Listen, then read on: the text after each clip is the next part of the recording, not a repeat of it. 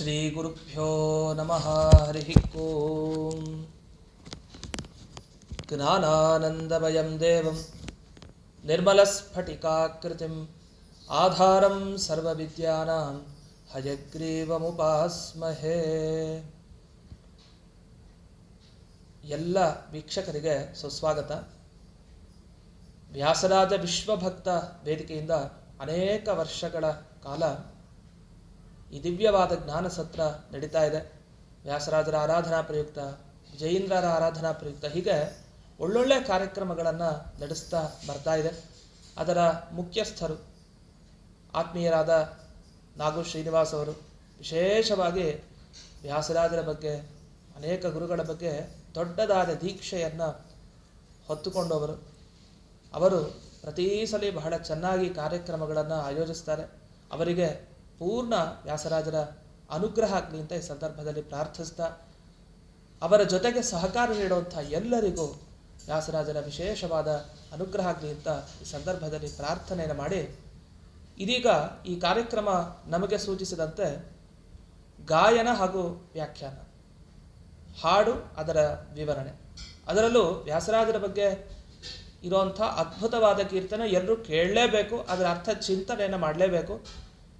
ಎಷ್ಟೆಷ್ಟು ನಾವು ಬಗೀತೀವೋ ಅಷ್ಟೆಷ್ಟು ಹೊಸದಾದ ವಿಷಯಗಳು ಸಿಗುತ್ತೆ. ಸಮುದ್ರವನ್ನು ಮೇಲ್ನೋಟಕ್ಕೆ ನೋಡಿದರೆ ಗೊತ್ತಾಗಲ್ಲ, ಇಳಿಬೇಕು ಒಳಗಡೆ. ಎಷ್ಟು ಆಳಕ್ಕೆ ಹೋಗ್ತೀವೋ ಅಷ್ಟು ವಿಷಯ ಗೊತ್ತಾಗುತ್ತೆ. ಅದರಲ್ಲೂ ವ್ಯಾಸರಾಜರು ಒಂದು ಕೂಡಲೇ ಎಷ್ಟು ಆಳಕ್ಕೆ ಇಳಿದ್ರೂ ರತ್ನಗಳು ಸಿಗ್ತಾ ಇರುತ್ತೆ. ಅಂಥ ವ್ಯಾಸರಾಜರ ಕುರಿತಾಗಿ ಮೊದಲಿಗೆ ನಾವು ಕೀರ್ತನೆಯನ್ನು ಕೇಳೋಣ. ಯಾವ ಕೀರ್ತನೆ ಇದು, ಅದರ ವಿವರಣೆ ಏನು, ನಮ್ಮ ಗ್ರಂಥಗಳಲ್ಲಿ ಏನೇನು ಬಂದಿದೆ ಅನ್ನೋದನ್ನು ಪ್ರತಿಯೊಂದು ವಿಸ್ತೃತ ರೂಪದಿಂದ ತಿಳಿಯೋಣ ಅಂತ ಹೇಳ್ತಾ, ನನ್ನ ಧರ್ಮಪತ್ನಿಯಾದ ಪದ್ಮಪ್ರಿಯ ಇವಳು ಮೊದಲಿಗೆ ವ್ಯಾಸರಾಜರ ಕುರಿತಾಗಿರುವಂಥ ಒಂದು ಕೀರ್ತನೆಯನ್ನು ಹಾಡ್ತಾಳೆ. ಒಟ್ಟು 3 ಕೀರ್ತನೆಯನ್ನು ಈ ಕಾರ್ಯಕ್ರಮದಲ್ಲಿ ವಿಶೇಷವಾಗಿ ನಾವು ಚಿಂತಿಸಲಿಕ್ಕಿದ್ದೇವೆ. ಮೊದಲನೇ ಕೀರ್ತನೆಯನ್ನು ಈಗ ಕೇಳೋಣ, ನಂತರ ಅದರ ಅರ್ಥಾನುಸಂಧಾನಕ್ಕೆ ಹೋಗೋಣ. ಅರ್ಥಿಕಲ್ಪಿತಕಲ್ಪೋಯಂ ಪ್ರತ್ಯರ್ಥಿಗಜಕೇಸರಿ ವ್ಯಾಸತೀರ್ಥಗುರುರ್ಭೂಯಾತ್ ಅಸ್ಮದಿಷ್ಟಾರ್ಥಂ ಸಿದ್ಧಯೇ. ವ್ಯಾಸತೀರ್ಥಗುರುರ್ಭೂಯಾತ್ ಅಸ್ಮದಿಷ್ಟಾರ್ಥ ಸಿದ್ಧಯೇ.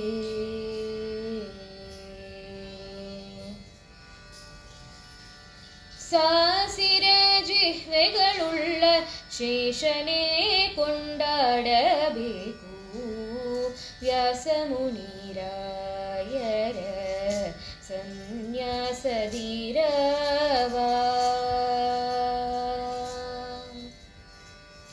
ಸಾಸಿರ ಜಿಹ್ವೆಗಳುಳ್ಳ ಶೇಷನೇ ಕೊಂಡಾಡಬೇಕು. ವ್ಯಾಸಮುನಿರಾಯರ ಸನ್ಯಾಸದಿರವಾ.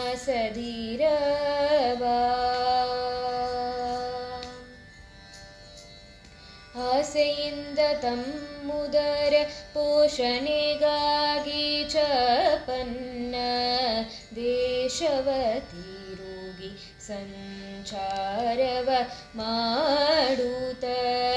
ಆಸೆಯಿಂದ ತಮ್ಮುದರ ಪೋಷಣೆಗಾಗಿ ಚಪನ್ನ ದೇಶವ ತಿರುಗಿ ಸಂಚಾರವ ಮಾಡುತ್ತ. ಮೀಸಲ ಮಡಿ ಬಚ್ಚಿಟ್ಟು ಮಿಂಚುಕೂಲನುಂಡು ದಿನ. ಮೀಸಲ ಮಡಿ ಬಚ್ಚಿಟ್ಟು ಮಿಂಚುಕೂಲನುಂಡು ದಿನ. ಮೋಸ ಮಾಡಿ ಕಳೆವ ಸನ್ಯಾಸಿಗಳು ಸರಿಯೇ. ಮೋಸ ಮಾಡಿ ಕಳೆವ ಸನ್ಯಾಸಿಗಳು ಸರಿಯೇ. ಸಾಸಿರ ಜಿಹ್ವೆಗಳುಳ್ಳ ಶೇಷನೇ ಕೊಂಡಾಡಬೇಕು. ವ್ಯಾಸಮುನಿರಾಯರ ಸನ್ಯಾಸದಿರವಾ.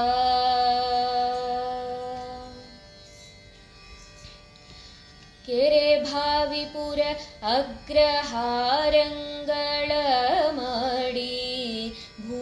ಭೂಸುರ 1,00,000 ಕುಟುಂಬಗಳ ಕೆರೆ ಭಾವಿಪುರ ಅಗ್ರಹಾರಂಗಳ ಮಾಡಿ ಭೂಸುರ 1,00,000 ಕುಟುಂಬಗಳ ಪೋರೆವ ವೈಭವ ಕೀರ್ತಿಯಿಂದಲೇ ಪೋರೆವ ವೈಭವ ಕೀರ್ತಿಯಿಂದಲೇ ವ್ಯಾಸರಾಯರ ಗುಣಗಣ ಗಾಂಭೀರ್ಯಾದಿಗಳ ವ್ಯಾಸರಾಯರ ಗುಣಗಣ ಗಾಂಭೀರ್ಯಾದಿಗಳ ಸಾಸಿರ ಜಿಹ್ವೆಗಳುಳ್ಳ ಶೇಷನೇ ಕೊಂಡಾಡಬೇಕು ವ್ಯಾಸಮುನಿರಾಯರ ಸನ್ಯಾಸದಿರವಾ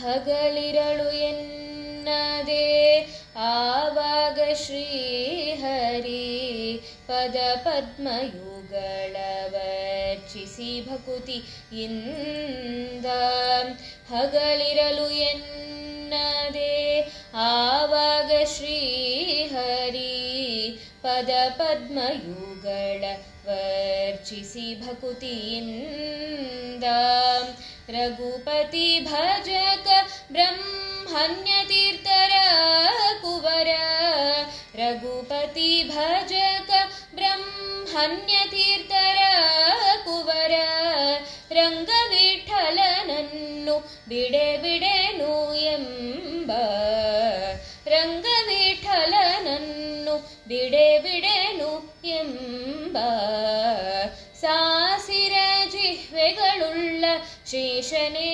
ಕೊಂಡಾಡಬೇಕು ವ್ಯಾಸಮುನಿರಾಯರ ಸನ್ಯಾಸದಿರವಾ ಸಾಸಿರ ಜಿಹ್ವೆಗಳುಳ್ಳ ಶೇಷನೇ ಕೊಂಡಾಡಬೇಕು ವ್ಯಾಸಮುನಿರಾಯರ ಸನ್ಯಾಸದಿರವಾ. ಅದ್ಭುತವಾದ ಕೀರ್ತನೆಯನ್ನು ನಾವು ಕೇಳಿದ್ವಿ. ವ್ಯಾಸರಾಯರ ಬಗ್ಗೆ ಕೇಳಲೇಬೇಕಾದ ಕೀರ್ತನೆ ಅಂದರೆ ಇದು. ಯಾಕೆಂದರೆ ಗುರುಗಳ ಕೈಲಿ ಶಿಷ್ಯರು ಹೊಗಳಿಸ್ಕೊಳ್ಳೋದು ಅನ್ನೋದು ದೊಡ್ಡ ವಿಷಯ. ಅಷ್ಟು ಮುಕ್ತ ಕಂಠದಿಂದ ಹೊಗಳಬೇಕು ಅನ್ನೋದು ಇಲ್ಲ. ಆದರೆ ವ್ಯಾಸರಾಜರ ಬಗ್ಗೆ ತಡಿಲಾರದೆ ನನ್ನ ಶಿಷ್ಯ ಅನ್ನುವ ಹೆಮ್ಮೆಯಿಂದ ಶ್ರೀಪಾದರಾಜರು ತಾವು ವ್ಯಾಸರಾಜರನ್ನು ಈ ಕೀರ್ತನೆಯಲ್ಲಿ ಎಷ್ಟು ಚೆನ್ನಾಗಿ ಹೊಗಳಿದ್ದಾರೆ. ಇದು ಪದ್ಧತಿ ಎಲ್ಲಿಂದ ಬಂತು? ಗುರುಗಳ ಶಿಷ್ಯರ ಬಗ್ಗೆ ಹೊಗಳೋದು ವೇದವ್ಯಾಸರಿಂದ ಬಂದ ಪದ್ಧತಿ ಅನ್ನೋದನ್ನು ನಾವು ಮರಿಬಾರ್ದು. ಬ್ರಹ್ಮಸೂತ್ರದಲ್ಲಿ ಜೈಮಿನಿಹಿ ಅಂತ ಉಲ್ಲೇಖ ಮಾಡ್ತಾರೆ. ಯಾಕೆ ಜೈಮಿನಿ ಋಷಿಗಳ ಮತ ಅಂತ ಹೇಳಬೇಕು? ವೇದವ್ಯಾಸರು ತಮ್ಮ ಮತ ಅಂತ ಹೇಳಿದ್ರೆ ಆಗಿರೋದಲ್ವಾ? ಎಲ್ಲ ಕಡೆ ತಮ್ಮ ಶಿಷ್ಯರ ಮತವನ್ನು ಯಾಕೆ ಉಲ್ಲೇಖ ಮಾಡ್ತಾರೆ ಅಂದರೆ, ಆಗ ಜಯತೀರ್ಥರೊಂದು ಮಾತು ಹೇಳ್ತಾರೆ ನ್ಯಾಯಸುಧಾದಲ್ಲಿ, ಗುರುಣಾಹಿ ಪ್ರಥಿತಾಹ ಶಿಷ್ಯೇ ಲೋಕೆ ಅಂತ. ಅಂದರೆ ಶಿಷ್ಯರು ಗುರುಗಳಿಂದ ಲೋಕದಲ್ಲಿ ಬಹಳ ಪ್ರಸಿದ್ಧಿಯನ್ನು ಪಡೀತಾರೆ. ಹಾಗೆ ವ್ಯಾಸರಾಜರನ್ನು ನಾವು ಇಂದಿಗೂ ಕೂಡ ನೆನಪಿಸ್ಕೊಳ್ಳೋದು ಹೇಗೆ? ಶ್ರೀಪಾದರಾಜರು ಹೊಗಳಿದ್ದಾರೆ ಅಂತ. ಆದರೆ ಅವರ ಕೆಲಸ ತುಂಬ ದೊಡ್ಡದು ವ್ಯಾಸರಾಜರದು, ಎರಡು ಮಾತಿಲ್ಲ. ಗುರುಗಳು ಅಷ್ಟು ಹೊಗಳಿದಾರಲ್ಲ ವಿದ್ಯಾಗುರುಗಳು ಅಂತ. ಎಷ್ಟು ವರ್ಷಗಳ ಕಾಲ ಶ್ರೀಪಾದರಾಜರ ಬಳಿ ಇದ್ದು ಶಾಸ್ತ್ರಾಭ್ಯಾಸವನ್ನು ಮಾಡಿದರು. ವಿಪರೀತವಾಗಿ ಹೊಗಳಿದ್ರು. ವಿಪರೀತವಾಗಿ ಅಂದರೆ ಅನ್ಯಥಾ ಭಾವಿಸಬಾರ್ದು. ಅಂದರೆ ಅದಕ್ಕೆ ಒಂದು 100% ಅದು ಇಟ್ಕೊಂಡು ಅದು ಮೀರೇ ಹೊಗಳಿದ್ದಾರೆ. ಅಷ್ಟು ಏನು ಹೊಗಳಿದ್ದಾರೆ? ಸಾಸಿರ ಜಿಹ್ವೆಗಳುಳ್ಳ ಈ ಕೀರ್ತನೆ ನಾವು ನೆನಪಿಸ್ಕೊಳ್ಳಬೇಕು. ವ್ಯಾಸರಾಜರ ಕೂಡ ಮೊದಲನೇ ಕೀರ್ತನೆಯಾಗಿ 1000 ಜಿಹ್ವೆ ಅಂದರೆ ನಾಲಿಗೆ. ಶೇಷದೇವರಿಗೆ 1000 ಮುಖ ನಮಗೆ ಗೊತ್ತು, 1000 ನಾಲಿಗೆ ಸಹಜವಾಗಿರುತ್ತೆ. ಸಾಮಾನ್ಯವಾಗಿ ಹಾವುಗಳಿಗೆ ನಾಲಿಗೆ ಅನ್ನೋದಿದೆ. ನಾಲಿಗೆ ಅನ್ನೋದ್ರಿಂದ ಏನು ಮಾಡುತ್ತೆ ಹಾವು? ವಿಷ ಕಕ್ಕತ್ತೆ ಅಂತ ಹೇಳ್ತೀವಿ. ಆದರೆ ವಿಷ ಕಕ್ಕೋ ಹಾವನ್ನು ಮಾತ್ರ ನಾವು ಚಿಂತಿಸ್ತೀವಿ. ಆದರೆ ಇಡೀ ಜಗತ್ತನ್ನು ತಮ್ಮ ತಲೆಯ ಮೇಲೆ ತುದಿಯಲ್ಲಿ ಹೊತ್ಕೊಂಡಿರೋ ಶೇಷದೇವರು ಒಂದು ವೇಳೆ ಆ ಥರ ಮನಸ್ಸು ಮಾಡಿದರೆ ಇಡೀ ಜಗತ್ತೇ ಮುಳುಗೋಗ್ತಾ ಇತ್ತು. ಅಂಥ 1000 ಹೆಡೆ 1000 ಜಿಹ್ವೆಗಳನ್ನು ಹೊತ್ತಂಥ ಸ್ವತಃ ಶೇಷದೇವರು ತಾವು ವ್ಯಾಸರಾಜರ ಬಗ್ಗೆ ಹೊಗಳಬೇಕು, ನಮ್ಮ ಕೈಲಿ ಸಾಧ್ಯ ಇಲ್ಲ ಅಂತ ಗುರುಗಳೇ ಇಂಥ ಮಾತನ್ನು ಹೇಳಿದ್ದಾರೆ. ಸಾಮಾನ್ಯ ಹಾವಿಗೆ ಎರಡು ನಾಲಿಗೆ ಅಂತ, ಆದರೆ ಒಂದೇ ವಿಷಯವನ್ನು ಹೇಳ್ತಾ ಇದ್ದಾರೆ, ನೇರವಾಗಿ ಆಚೆ ಈಚೆ ವಿಷಯಗಳನ್ನು ಇಲ್ಲಿ ಹೇಳ್ತಾ ಇಲ್ಲ, ನಿಜವಾದ ವಿಷಯ. ಆದ್ದರಿಂದ ಎರಡೆರಡು ಮಾತು ಅನ್ನೋ ಪ್ರಸಂಗ ಇಲ್ಲ. ಹಾಗಾಗಿ 1000 ನಾಲಿಗೆಗಳಿಂದ ಜಿಹ್ವೆಗಳಿಂದ ಶೇಷದೇವರೇ ಕೊಂಡಾಡಬೇಕಪ್ಪ. ಏನನ್ನು ಕೊಂಡಾಡಬೇಕು? ವ್ಯಾಸರಾಜರ ಸನ್ಯಾಸತ್ವ ಹೇಗಿತ್ತು ಅನ್ನೋದನ್ನ ಅವರೇ ಹೇಳ್ಬೇಕು. ಸನ್ಯಾಸ ದೀಕ್ಷೆಯನ್ನ ಹೊತ್ತಾಗ ಬೆಳಗ್ಗೆಯಿಂದ ರಾತ್ರಿ ಮತ್ತೆ ಬೆಳಗ್ಗೆ ನಿರಂತರ ಸನ್ಯಾಸ ಜೀವನ ಕಳಿಬೇಕು ಅಂದ್ರೆ ಬಹಳ ಕಷ್ಟ. ಆ ಬ್ರಹ್ಮಚರ್ಯ ಅಂದ್ರೆ ಎಲ್ಲ ಥರ, ಕೇವಲ ಇಂದ್ರಿಯ ನಿಗ್ರಹ ಅಷ್ಟೇ ಅಲ್ಲ, ಯಾವಾಗಲೂ ಭಗವಂತನಲ್ಲಿ ಮುಳುಗಿರೋದು ಅಂದ್ರೇನು ಅಷ್ಟು ಅಂಥ ವಿಶಿಷ್ಟವಾದ ರೀತಿಯಲ್ಲಿ ವ್ಯಾಸರಾಜರು ತಾವು ಸನ್ಯಾಸ ದೀಕ್ಷೆಯನ್ನು ಪಾಲಿಸಿದರು. ಹೌದು, ವ್ಯಾಸರಾಜರಲ್ಲಿ ವಿಶೇಷವಾಗಿರುವಂತಹ ಗುಣಗಳೇನು? ಅದು ಗುರುಗಳು ಹೇಳ್ತಾರೆ ಅಂದರೆ ಅಥೆಂಟಿಕ್, ಮುಗಿದೋಯ್ತು, ಎರಡು ಮಾತಿಲ್ಲ. ಏನು ಅಂತಂದರೆ, ಮೊದಲು ಸನ್ಯಾಸಿಯಾದವನು ಹೇಗಿರಬೇಕು? ಕೇವಲ ಹೊಟ್ಟೆಗೆ ಒಂದಿಷ್ಟು ಬೀಳಬೇಕು, ಅಂದರೆ ಉದರಂಭರರಾಗಬೇಕು. ಒಂದಿಷ್ಟು ಹೊಟ್ಟೆ ತುಂಬಿಸ್ಕೊಳ್ಳಿಕ್ಕೆ ಕಾವಿ ತೊಟ್ಕೊಂಡು ಓಡಾಡೋದಲ್ಲ ದೇಶ ದೇಶ, ಮತ್ತೆಲ್ಲ ಬಚ್ಚಿಟ್ಕೊಂಡು ಆರಾಮಾಗಿ ಉಣ್ಣೋದು ವೈಭವದಿಂದ, ಮೋಸ ಮಾಡಿ ಜೀವನ ಮಾಡೋದಲ್ಲ. ಸನ್ಯಾಸಿಗಳ ಜೀವನ ಅಂದರೆ ಯಾವಲ್ಲೂ ಓಪನ್, ಯಾರು ಬೇಕಾದ್ರೂ ಬರ್ಬೋದು, ದರ್ಶನ ಮಾಡ್ಬೋದು, ಹೋಗ್ಬೋದು, ಈ ಥರದ ವ್ಯವಸ್ಥೆ. ವ್ಯಾಸರಾಜರಿಗಂತೂ ಅವರು ತೆರೆದಿಟ್ಟ ಒಂದು ದಿವ್ಯವಾದ ಜ್ಞಾನ ಭಂಡಾರ, ಯಾವಾಗಲೂ ಓಪನ್, ಯಾರು ಬೇಕಾದ್ರೂ ಬರ್ಬೋದು. ಯಾಕಂದರೆ ಯಾವಾಗಲೂ ಅವರ ಜೊತೆಗೆ ಯಾರೊಬ್ರು ಇದ್ದೇ ಇರೋರು. ಕೃಷ್ಣದೇವರಾಯ 3 ಸಲ ಬಂದು ವ್ಯಾಸರಾಜರ ನಮಸ್ಕಾರ ಆಗಿ ಹೋಗ್ತಾ ಇದ್ದಂತೆ. ರಾಜ ಬರಬೇಕು ಅಂದರೆ ಅದಕ್ಕೆ ಎಷ್ಟೆಷ್ಟು ಸಿದ್ಧತೆ ಬೇಕು. ಈಗ ನಾವು ನೋಡ್ತೀವಿ, ಒಬ್ಬ ರಾಜ ಬರಬೇಕು ಅಂತಾದರೆ ಎಷ್ಟು ಸೆಕ್ಯೂರಿಟಿ, ಎಷ್ಟು ಗಂಟೆಗಟ್ಟಲೆ ಮುಂಚೆನೇ ಇರಬೇಕು. ಅದೇ ಕೃಷ್ಣದೇವರಾಯ 3 ಸಲ ಬರ್ತಾನೆ ಅಂದರೆ ಎಷ್ಟೆಷ್ಟು ಬೇಗ ಅದಕ್ಕೆ ಸಮಯ ಆಗ್ತಾ ಇತ್ತು. ಅಷ್ಟಂದರೆ ಅಷ್ಟು ಓಪನ್ ಇದ್ರು ವ್ಯಾಸರಾಜರು. ಅಂಥ ಬ್ರಹ್ಮಚರ್ಯ, ಅಂಥ ತಪಸ್ಸಿನಲ್ಲಿ ನಿಷ್ಠತೆ, ಆ ದೈವಿ ವ್ಯಕ್ತಿತ್ವ ಅವರದು. ಯಾಕೆ 1000 ಜಿಹ್ವೆಗಳ ಶೇಷದೇವರು ಕೊಂಡಾಡಬೇಕು ಅಂತ ಹೇಳಿದ್ದಾರೆ ಅಂದರೆ, ಒಂದು ಸುಂದರವಾದ ಘಟನೆಯನ್ನು ಶ್ರೀಪಾದರಾಜರ ಸಂದರ್ಭದಲ್ಲಿ ವ್ಯಾಸರಾಜರಿದ್ದಾಗ ನಾವು ಕೇಳ್ತೀವಿ. ಶಿಷ್ಯರೆಲ್ಲ ಗಾಬರಿ ಆಗಿಬಿಡ್ತಾರೆ. ಯಾಕಂದರೆ ವ್ಯಾಸರಾಜರಿಗೆ ಸುತ್ತಲೂ ಒಂದು ಹಾವು ಸುತ್ತಾಕೊಂಡ್ಬಿಟ್ಟಿರುತ್ತೆ. ಶ್ರೀಪಾದರಾಜರು ತಿಳಿಸಿದಾಗ ನಿಧಾನಕ್ಕೆ ಬರ್ತಾರೆ, ಗಾಬರಿ ಆಗಲ್ಲ. ಯಾಕಂದರೆ ಆದಿಶೇಷನೇ ಬಂದಿದ್ದಾನೆ ಅಂತ ಸುತ್ತಾಕೊಂಡಿದ್ದಾರೆ. ಆಮೇಲೆ ಸರ್ಪ ಭಾಷೆಯಿಂದ ಶ್ರೀಪಾದರಾಜರು ಮಾತಾಡ್ತಾರೆ ಆ ಶೇಷನ ಹತ್ತಿರ. ಅದು ಆರಾಮಾಗಿ ಮಾತಾಡ್ತು, ಸುಮ್ಮನೆ ಹೊರಟೋಯ್ತು. ಈ ಮಾತುಕತೆ ಅರ್ಥ ಆಗಲಿಲ್ಲ ಶಿಷ್ಯರಿಗೆ, ಏನು ಮಾತಾಡಿದ್ರು ಶ್ರೀಪಾದರಾಜರು, ಏನೋ ಸುಮ್ಮನೆ ಹಾಗೆ ವಾಪಸ್ಸು ಹೊರಟೋಯ್ತು.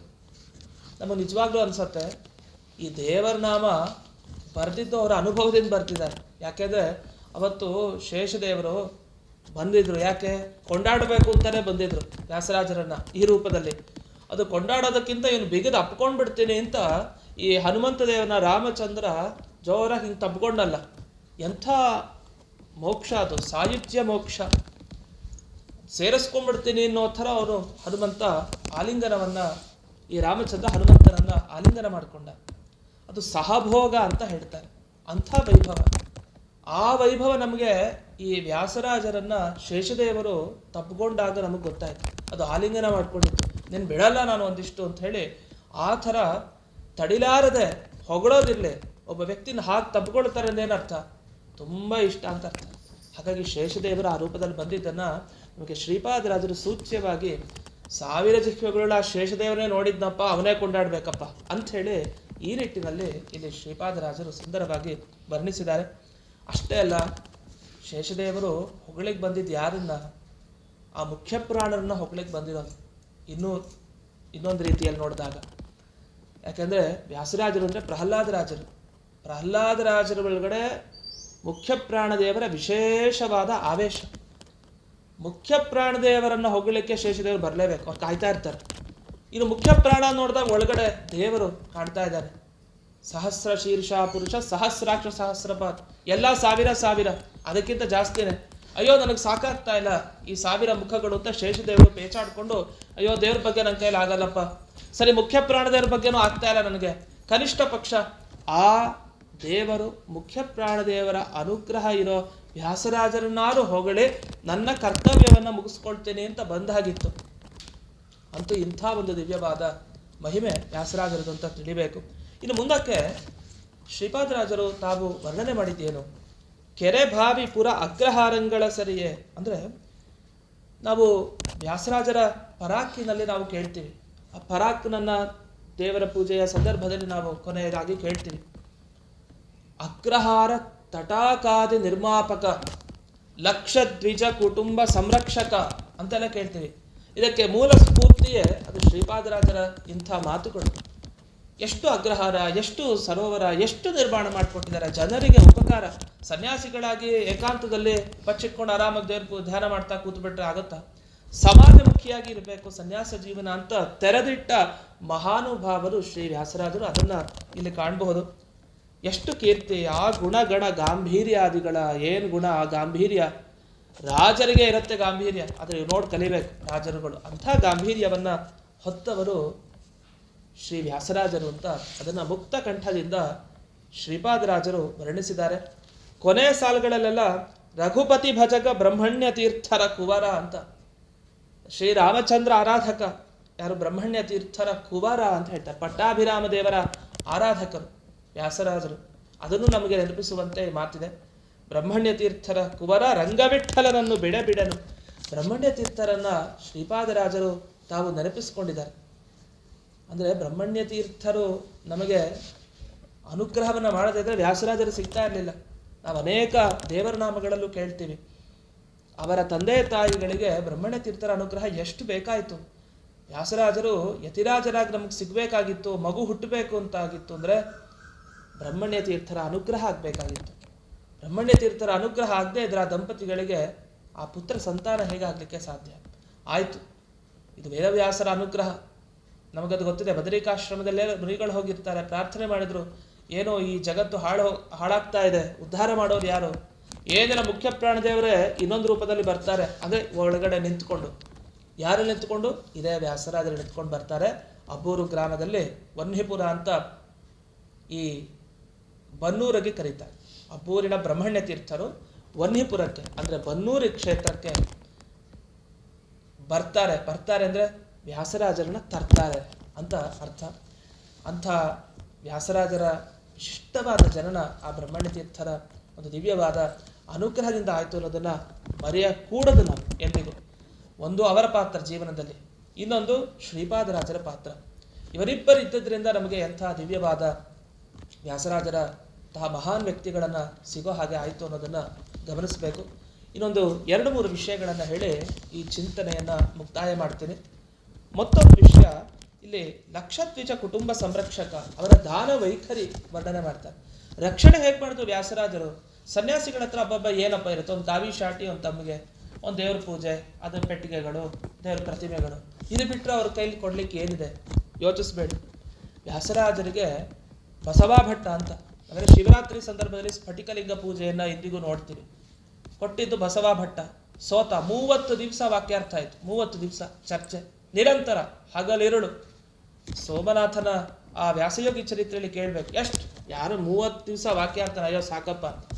ಆದರೆ ಅಷ್ಟು ವಾಕ್ಯಾರ್ಥ ಮಾಡಿದ್ರು. ಸೋತ ನರಸ ಭೂಪಾಲನಿಗೆ ಕಣ್ಣೀರು ಹಾಕ್ತಾ ಇದ್ದಾನೆ, ಕೈ ಮುಗಿದ ಬಂದ, ರೋಮಾಂಚನ ಆಗೋಗಿದೆ, ನಡಕ್ತಾ ಇದೆ ದೇಹ. ವ್ಯಾಸರಾಜರೇ, ನಿಮ್ಮನ್ನ ನನ್ನ ಗುರುಗಳನ್ನಾಗಿ ಪಡೆದಿದ್ದು ಅಹೋಭಾಗ್ಯ, ನನ್ನ ಮಾನ ಮರ್ಯಾದೆ ಉಳಿಯಿತು, ಅದು ಬೇರೆ ವಿಷಯ ಅವ್ನು ಅನ್ಕೊಳ್ಳೋದು. ಆದರೆ ಎಂಥ ವಾಗ್ವೈಖರಿ! ಆಗ ತಡಿಲಿಕ್ಕಾಗಲಿಲ್ಲ. ತಗೊಳ್ಳಿ ಗುರುಗಳೇ ಅಂತ ಗುರುಗಳಿಗೆ ಸಮರ್ಪಣೆ ಮಾಡ್ಲಿಕ್ಕೆ ಪ್ರಾರಂಭ ಮಾಡ್ದ. ಏನು ಕೊಟ್ಟ? ಅವನು ಕೊಟ್ಟಿದ್ದನ್ನು ಕೇಳಿದ್ರೆ ನಮಗೆ ಅನ್ಸುತ್ತೆ, ನಮ್ಗೆ ಇಷ್ಟೆಲ್ಲ ಕೊಟ್ಬಿಟ್ಟಿದ್ರೆ ಅಷ್ಟೇ, ಇದು ಮುಗೀತಿನ ಎಲ್ಲೋ ವಿದೇಶ ಪ್ರಯಾಣ ಅಷ್ಟೇ, ಓಡೋಗ್ಬಿಡ್ತಾ ಇದ್ವಿ ಅಂತ ಎಲ್ಲ ಹೊತ್ಕೊಂಡು. ಆದರೆ ವ್ಯಾಸರಾಜರು ತಾವು ಸ್ವೀಕಾರ ಮಾಡಿದ್ರು. ಯಾಕೆ? ಆ ರಾಜನ ಭಕ್ತಿಗೋಸ್ಕರ ಸ್ವೀಕಾರ ಮಾಡಿದ್ರು. ತಗೊಳ್ಳೋದಲ್ಲ, ಆಮೇಲೆ ಏನು ಮಾಡಿದ್ರು ಅನ್ನೋದನ್ನು ಗಮನಿಸ್ಬೇಕು.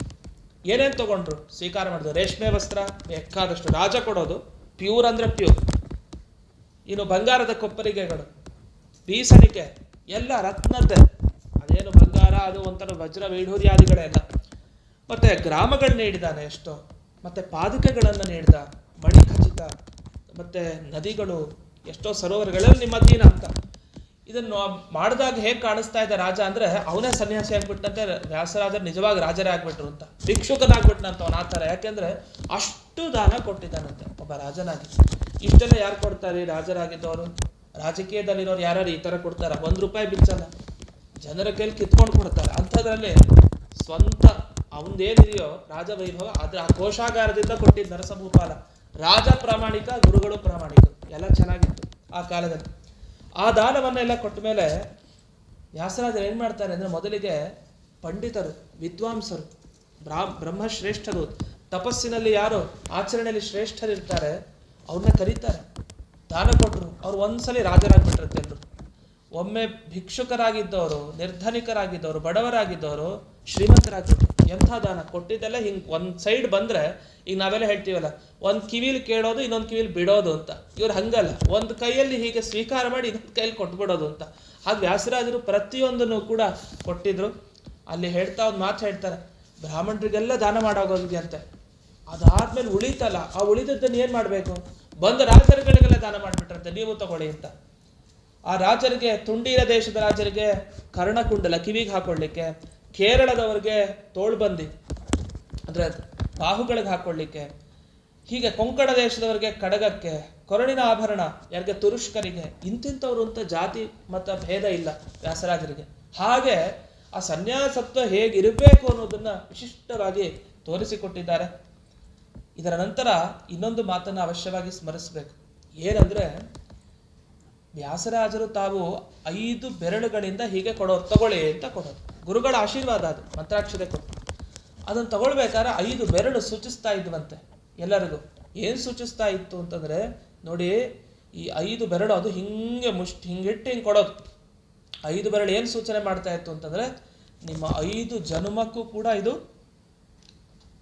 ಕಳಿಯಲ್ಲ, ಅಂಥ ಸಂಪತ್ತನ್ನ ನೀಡ್ತಾ ಇದೀನಿ ಅನ್ನೋ ಥರ ಸೂಚಿಸ್ತಾ ಇತ್ತು ಅಂತ. ರುದ್ರದೇವರಿಗೆ ಗಾಬರಿ ಆಗ್ಬಿಡ್ತಂತೆ. ಏನಂದ್ರೆ, ಅಲ್ಲಪ್ಪ ನನ್ನ ಮಿತ್ರ ಕುಬೇರ ತುಂಬಾ ಧನ ಶ್ರೀಮಂತ ಅನ್ಕೊಂಡಿದ್ದೆ, ಸಿಕ್ಕಾಬಟ್ಟೆ ದಾನ ಮಾಡ್ತಾನೆ ಅಂತ. ಆದರೆ ಇಲ್ಲಿ ಭೂಲೋಕದಲ್ಲಿ ಯಾರಪ್ಪ ಬಂದ್ರು ಇವರು ಇನ್ನೊಬ್ರು ಅಂತ ಹೇಳಿ ರುದ್ರದೇವರಿಗೆ ಗಾಬರಿ ಆಗ್ತಾ ಇದೆ ಅಂತೆ. ಅಷ್ಟು ದಾನವನ್ನ ಮಾಡಿದ ಮಹಾನುಭಾವರು. ಅಂದಮೇಲೆ ದ್ವಿಜ ಕುಟುಂಬ ಸಂರಕ್ಷಣೆ ಆಗಲ್ವಾ, ಎಷ್ಟು ಜನರನ್ನ ಕಾಪಾಡಿದ್ದಾರೆ. ಈಗಲೂ ಗೊತ್ತಿರಲ್ಲ ನಮಗೆ, ಅನೇಕ ಕುಟುಂಬದವರು ಈಗಲೂ ಅವರ ಹೆಸರನ್ನ ದಿವಸ ಸ್ಮರಣೆ ಮಾಡ್ಕೊಳ್ಬೇಕು ಮನೆ ಮನೆಗಳಲ್ಲಿ. ಅವರು ಅವತ್ತಿನ ದಿವಸ ನಮ್ಮ ಯಾರೋ ಪೂರ್ವಜರಿಗೆ ಅನುಗ್ರಹ ಮಾಡಿದ್ದಕ್ಕೆ ಇವತ್ತಿನ ದಿವಸ ನಾವು ಅದೇ ವೈಷ್ಣವರಾಗಿ ಹಾಗೇ ನಾವು ಇದ್ದೀವಿ. ಇದಕ್ಕೆಲ್ಲ ಮುಖ್ಯ ಕಾರಣ ಪರಮ ಪೂಜ್ಯರಾದ ಪ್ರಾತಸ್ಮರಣೀಯರಾದ ಶ್ರೀ ವ್ಯಾಸರಾಜ ಗುರು ಸಾರ್ವಭೌಮರು.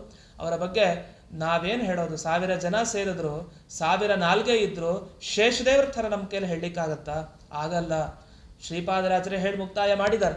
ಅವರು ಸಾಸಿರ ಜಿಹ್ವೆಗಳುಳ್ಳ ಶೇಷನೇ ಕೊಂಡಾಡಬೇಕು ಅಂತ ಹೇಳ್ತಾ ವ್ಯಾಸರಾಜನ ಅವರೇ ಕೊಂಡಾಡಿದ್ದಾರೆ.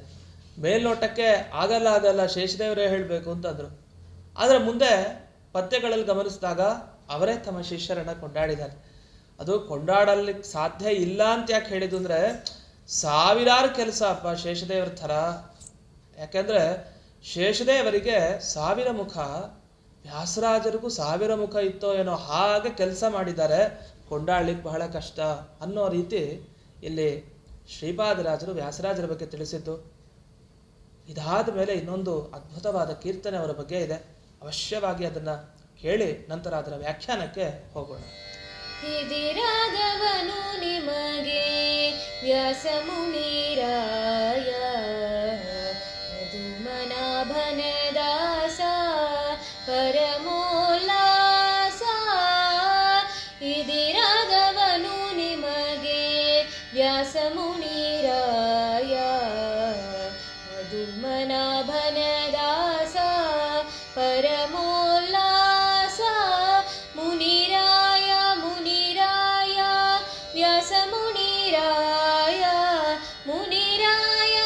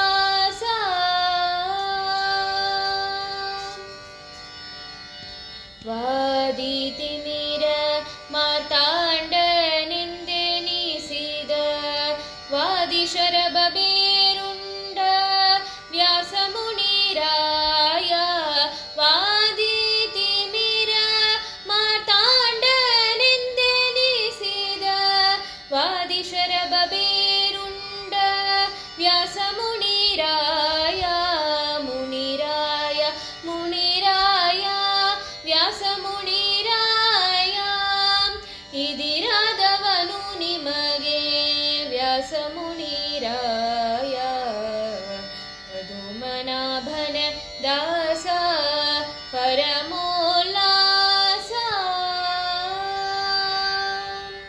ಇದಿರಾದವನು ನಿಮಗೆ ವ್ಯಾಸ ಮುನಿರಾಯ ಪದುಮನಾಭನ ದಾಸ ಪರಮೋಲ್ಲಾಸ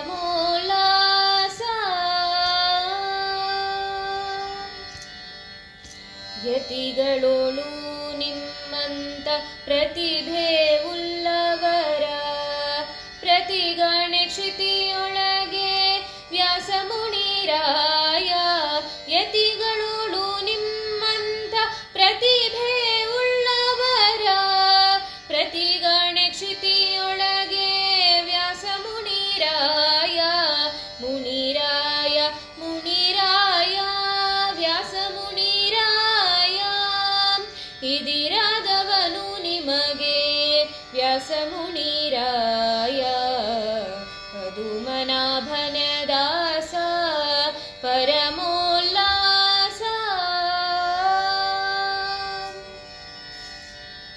ಹಮ್ಮನಲಿದು ಶ್ರೀ ಪತಿರಂಗ ವಿಠಲನ ಸುಮ್ಮನದಿಂ ಸೇವಿಪ ವ್ಯಾಸ ಮುನಿರಾಯ ಹಮ್ಮನಳಿದು ಶ್ರೀ ಪತಿರಂಗ ವಿಠಲನ ಸುಮ್ಮನದಿಂ ಸೇವಿಪ ವ್ಯಾಸ ಮುನಿರಾಯ ಮುನಿರಾಯ ಮುನಿರಾಯ ವ್ಯಾಸ ಮುನಿರಾಯ ಇದಿರಾದವನು ನಿಮಗೆ ವ್ಯಾಸ ಮುನಿರಾಯ ಪದುಮನಾಭನ ದಾಸ ಪರಮೋಲ್ಲಾಸ ಮುನಿರಾಯ ಮುನಿರಾಯ ವ್ಯಾಸ ಮುನಿರಾಯ ಮುನಿರಾಯ ಮುನಿರಾಯ ವ್ಯಾಸ ಮುನಿರಾಯ ವ್ಯಾಸ ಮುನಿರಾಯ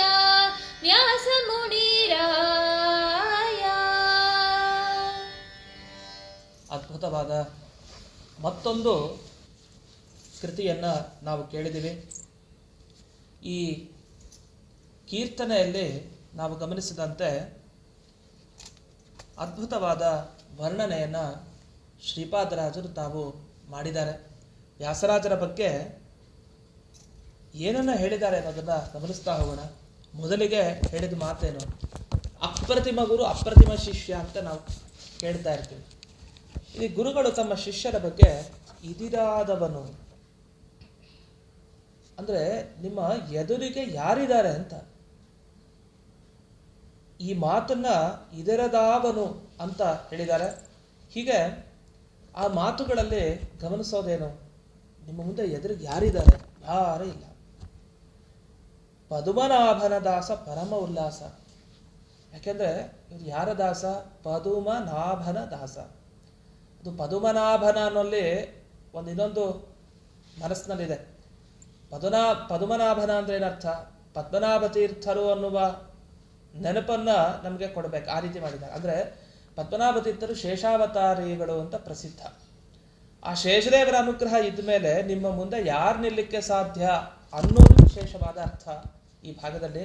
ಯಾಕಂದ್ರೆ ವಾದಕ್ಕೆ ನಿಂತ್ರೆ ವ್ಯಾಸರಾಜರ ಮುಂದೆ ಎಷ್ಟೋ ಜನ ವಾದಕ್ಕೆ ಬರ್ತಾನೆ ಇಲ್ಲ. ಸಿಂಹ ಬಂದ್ರೆ ನರಿಗಳೆಲ್ಲ ಓಡೋಗತ್ತಲ್ಲ, ಅಯ್ಯೋ ಬೇಡವೇ ಬೇಡ ಅಂತ. ಶಬ್ದ ಕೇಳಿದ ಕೂಡಲೇ ಬರ್ತಾ ಇದೆ ಅಂದ ಕೂಡಲೇ ಹೆದರಿಕೆ, ಶಬ್ದ ಕೇಳಿದ ಕೂಡಲೇ ಹೆದರಿಕೆ, ಮುಂದೆ ನಿಂತು ನೋಡಿದ್ರೆ ಹೆದರಿಕೆ, ಆಮೇಲೆ ಮಾತಾಡಿದ್ಮೇಲೆ ಮುಗೀತದ್ರ ಕಥೆ. ಹೀಗೆ ಒಬ್ಬೊಬ್ರದ್ದು ಗತಿ ಒಂದೊಂದು ಥರ ಆಯ್ತು ವ್ಯಾಸರಾಜರ ಮುಂದೆ. ಅದನ್ನು ವರ್ಣಿಸ್ತಾ ವಾದಿ ತಿಮಿರ ಮಾರ್ತಾಂಡ, ಕತ್ತಲೆಗೆ ಸೂರ್ಯ ಹೇಗೋ ಹಾಗೆ ವಾದಿಗಳೇ ಕತ್ತಲೆಯಲ್ಲಿ ವಾದ ಮಾಡೋದು. ಅವ್ರಿಗೆ ಸೂರ್ಯನ ಥರ ಎಲ್ಲ ಜಾಡಿಸೇ ಬಿಡೋದು ಅಂತ ಅರ್ಥ. ಆ ಥರದ ಪ್ರತಿಭೆ. ಮತ್ತೆ ವಾದಿ ಶರಭ ಭೇರುಂಡ ಅಂತ. ಶರಭ ಅಂತ ಒಂದು ಪ್ರಾಣಿ, 8 ಕಾಲು ಅಂತ ಹೇಳ್ತಾರೆ ಅದಕ್ಕೆ. ಸಿಂಹವನ್ನೇ ಸದೆ ಬಡಿಯುವಂಥ ಒಂದು ಶಕ್ತಿ ಶರಭ. ಆ ಶರಭವನ್ನು ಸದೆ ಬಡಿಲಿಕ್ಕೆ ಒಂದು ಭೇರುಂಡ ಪಕ್ಷಿ ಅಂತ ಇದೆ. ಆ ಭೇರುಂಡ ನೀವು ಅಂತ. ಅಂದ್ರೆ ಸಿಂಹ ಲೆಕ್ಕಕ್ಕಿಲ್ಲ, ಶರಭ ಲೆಕ್ಕಕ್ಕಿಲ್ಲ, ಭೇರುಂಡ ನೀವು ಅಂತ. ಗಂಡ ಭೇರುಂಡ ಅಂತ ಕರೀತಾರೆ. ಒಂದು ಅದ್ಭುತವಾದಂತಹ ಒಂದು ಸಾಮರ್ಥ್ಯ ನಿಮ್ದು. ಸಿಂಹಕ್ಕೂ ಹೋಲಿಸಬಾರ್ದು, ಶರಭಕ್ಕೂ ಹೋಲಿಸಬಾರ್ದು, ಭೇರುಂಡಕ್ಕೆ ಹೋಲಿಸ್ಬೇಕು ಅಂತ. ಎಂಥ ಉದ್ಗಾರವನ್ನ ಸ್ವಯಂ ಶ್ರೀಪಾದರಾಜರು, ಎಂಥ ದೊಡ್ಡ ಜ್ಞಾನಿಗಳು, ಎಷ್ಟು ಎಷ್ಟು ವಾದಿಗಳನ್ನು ಮಣಿಸಿದ್ದಾರೆ. ಅವರು ಶಿಷ್ಯರಾದ ವ್ಯಾಸರಾಜರ ಬಗ್ಗೆ ಇಷ್ಟು ಹೆಮ್ಮೆಯಿಂದ ಹೇಳ್ತಾರೆ ಅಂದರೆ ನಿಜವಾದ ಗುರು ಕಾಣಿಕೆಯನ್ನು ವ್ಯಾಸರಾಜರು ನೀಡಿಬಿಟ್ಟಿದ್ರು. ಬಹಳ ಸಂತೋಷ ಆಗಿದೆ ಶ್ರೀಪಾದರಾಜರಿಗೆ ವ್ಯಾಸರಾಜರ ಬಗ್ಗೆ. ಕೃಷ್ಣ ಕುಣಿಯೋದನ್ನೇ ತೋರಿಸ್ಬಿಟ್ಟಿದ್ದಾರೆ ವ್ಯಾಸರಾಜರು. ಯಾರಿಗೆ? ಶ್ರೀಪಾದರಾಜರಿಗೆ. ಶ್ರೀಪಾದರಾಜರು ಬಂದರು ಅಂತ ಕೂಡಲೇ ತಕ್ಷಣ ಕೃಷ್ಣ ಅಯ್ಯೋ ಗೊತ್ತಾಗ್ಬಿಡುತ್ತೆ ನಾನು ಶಿಷ್ಯನಿಗೆ ದರ್ಶನ ಕೊಟ್ಟಿದ್ದೀನಿ ಅನ್ನೋ ಥರ ಕಪಟ ನಾಟಕ ಸೂತ್ರಧಾರಿ ಶ್ರೀಕೃಷ್ಣ ಪರಮಾತ್ಮ ತಾನು ಬಲಗಾಲನ್ನ ಎಡಗಾಲಿಗೆ ಹಾಕೊಂಡು ನಿಂತ್ಕೊಂಡ್ಬಿಟ್ಟ. ಅಲ್ಲಿ ಅಯ್ಯೋ ಅಂತ ಅಂದುಕೊಂಡ್ರು ಶ್ರೀಪಾದರಾಜರು. ಆ ಥರ ವ್ಯಾಸರಾಜರಿಗೆ ಆ ಗೋಪಾಲಕೃಷ್ಣನ ಅನುಗ್ರಹ ಆಗಿದೆ. ಅಂಥ ಮಹಾಮಹಿಮರಾದ ವ್ಯಾಸರಾಜರ ಬಗ್ಗೆ ಅವತ್ತೇ ಅರ್ಥ ಆಗೋಯ್ತು ಶ್ರೀಪಾದರಾಜರಿಗೆ. ಇವ್ರದ್ದು ಸನ್ಯಾಸತ್ವ ಇರಲಿ, ಇವರಿಗೆ ದೇವರ ಅನುಗ್ರಹ ಮಾಡಿದ್ದ ಪರಿಯಲ್ಲಿ ಅದನ್ನು ವರ್ಣಿಸ್ಲಿಕ್ಕೆ ಆಗಲ್ಲ ಅಂತ. ಅದನ್ನ ಹಿಂದಿನ ಕೀರ್ತನೆಯಲ್ಲಿ ನಾವು ಕಾಣ್ವಿ. ಇದಾದ ಮೇಲೆ ಯತಿಗಳೊಳು ನಿನ್ನಂಥ ಪ್ರತಿಭೆ ಉಳ್ಳವರ ಪ್ರತಿಗಾಣೆ. ಯತಿಗಳಲ್ಲಿ ನಿಮ್ಮಂಥ ಪ್ರತಿಭೆ ಇರೋ ನೋಡ್ಲಿಕ್ಕೆ, ಪ್ರತಿಭಾ ಅಂದರೆ ಕೂಡ್ಲೆ ಪ್ರತ್ಯುತ್ಪನ್ನ ಮತಿ ಅಂತ ಹೇಳ್ತೀವಿ. ಪ್ರಶ್ನೆ ಬಂದಾಗ ತಕ್ಷಣ ಉತ್ತರ ಹೊಳಿಬೇಕಲ್ಲ, ಆ ಥರ ಈ ಥರ ಎಲ್ಲದರಲ್ಲೂ ರಾಜ ಒಂದು ಸಮಸ್ಯೆ ಕೇಳಿನ ಪರಿಹಾರ, ಒಬ್ಬ ಸಾಮಾನ್ಯ ಪ್ರಜೆ ಕೇಳಿನ ಪರಿಹಾರ, ಪಂಡಿತ ಕೇಳಿನ ಪರಿಹಾರ, ಇದು ತಮ್ಮ ಶಿಷ್ಯರೇ ಕೇಳಿದ್ರ ಪರಿಹಾರ. ಎಲ್ಲ ಟೈಮ್ನಲ್ಲೂ ಯಾವಾಗಲೂ ರೆಡಿ, ನಿಮ್ಗೇನು ಉತ್ತರ ಬೇಕು ರೆಡಿ. ಇಂಥ ಪ್ರತಿಭೆ ಇರೋಂಥ ಯತಿಗಳನ್ನು ನೋಡಲೇ ಇಲ್ಲ.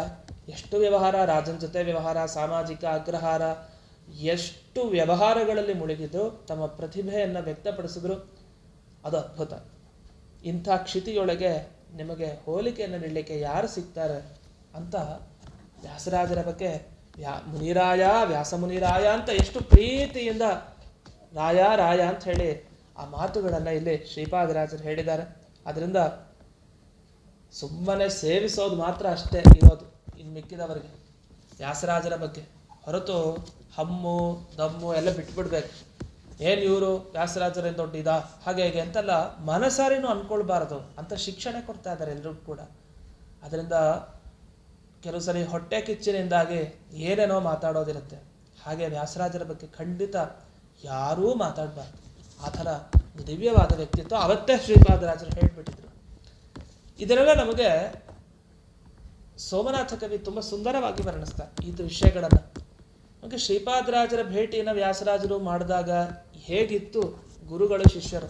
ಈಗ ಮನೆಗೆ ಯಾರು ಬಂದರೆ ಪೀಠಾಧಿಪತಿಗಳು ನಮಗೆ ಒಂಥರ ತವಕ, ಏನು ಮಾಡಿಬಿಡ್ತೀವೋ, ಏನು ತಪ್ಪಾಗ್ಬಿಡುತ್ತೋ, ಏನಾದ್ರು ಸತ್ಕಾರದಲ್ಲಿ ಕಡಿಮೆ ಆಗ್ಬಿಡುತ್ತೇನೋ, ಗುರುಗಳು ಕೋಪ ಮಾಡ್ಕೊಂಬಿಟ್ರೆ ಗುರುಗಳಿಗೆ ಏನೋ ತೊಂದರೆ ಆಗಬಾರ್ದು. 10 ದಿವಸದಿಂದ ರೆಡಿ ಮಾಡ್ತಾ ಇರ್ತೀವಿ ಮನೆಗೆ ಬರ್ತಾರೆ ಗುರುಗಳು ಅಂತ. ಓಕೆ, ನಮಗೇನೋ ಹೊಸಬ್ರು ಗುರುಗಳು ಮನೆಗೆ ಮೊದಲನೇ ಸಲ ಬರ್ತಾರೆ, ಅಥವಾ 2ನೇ ಸಲ ಬಂದಾಗಲೂ ಮತ್ತು ಅದೇ ಥರ ಪ್ರತಿ ಸಲ ಬಂದಾಗ.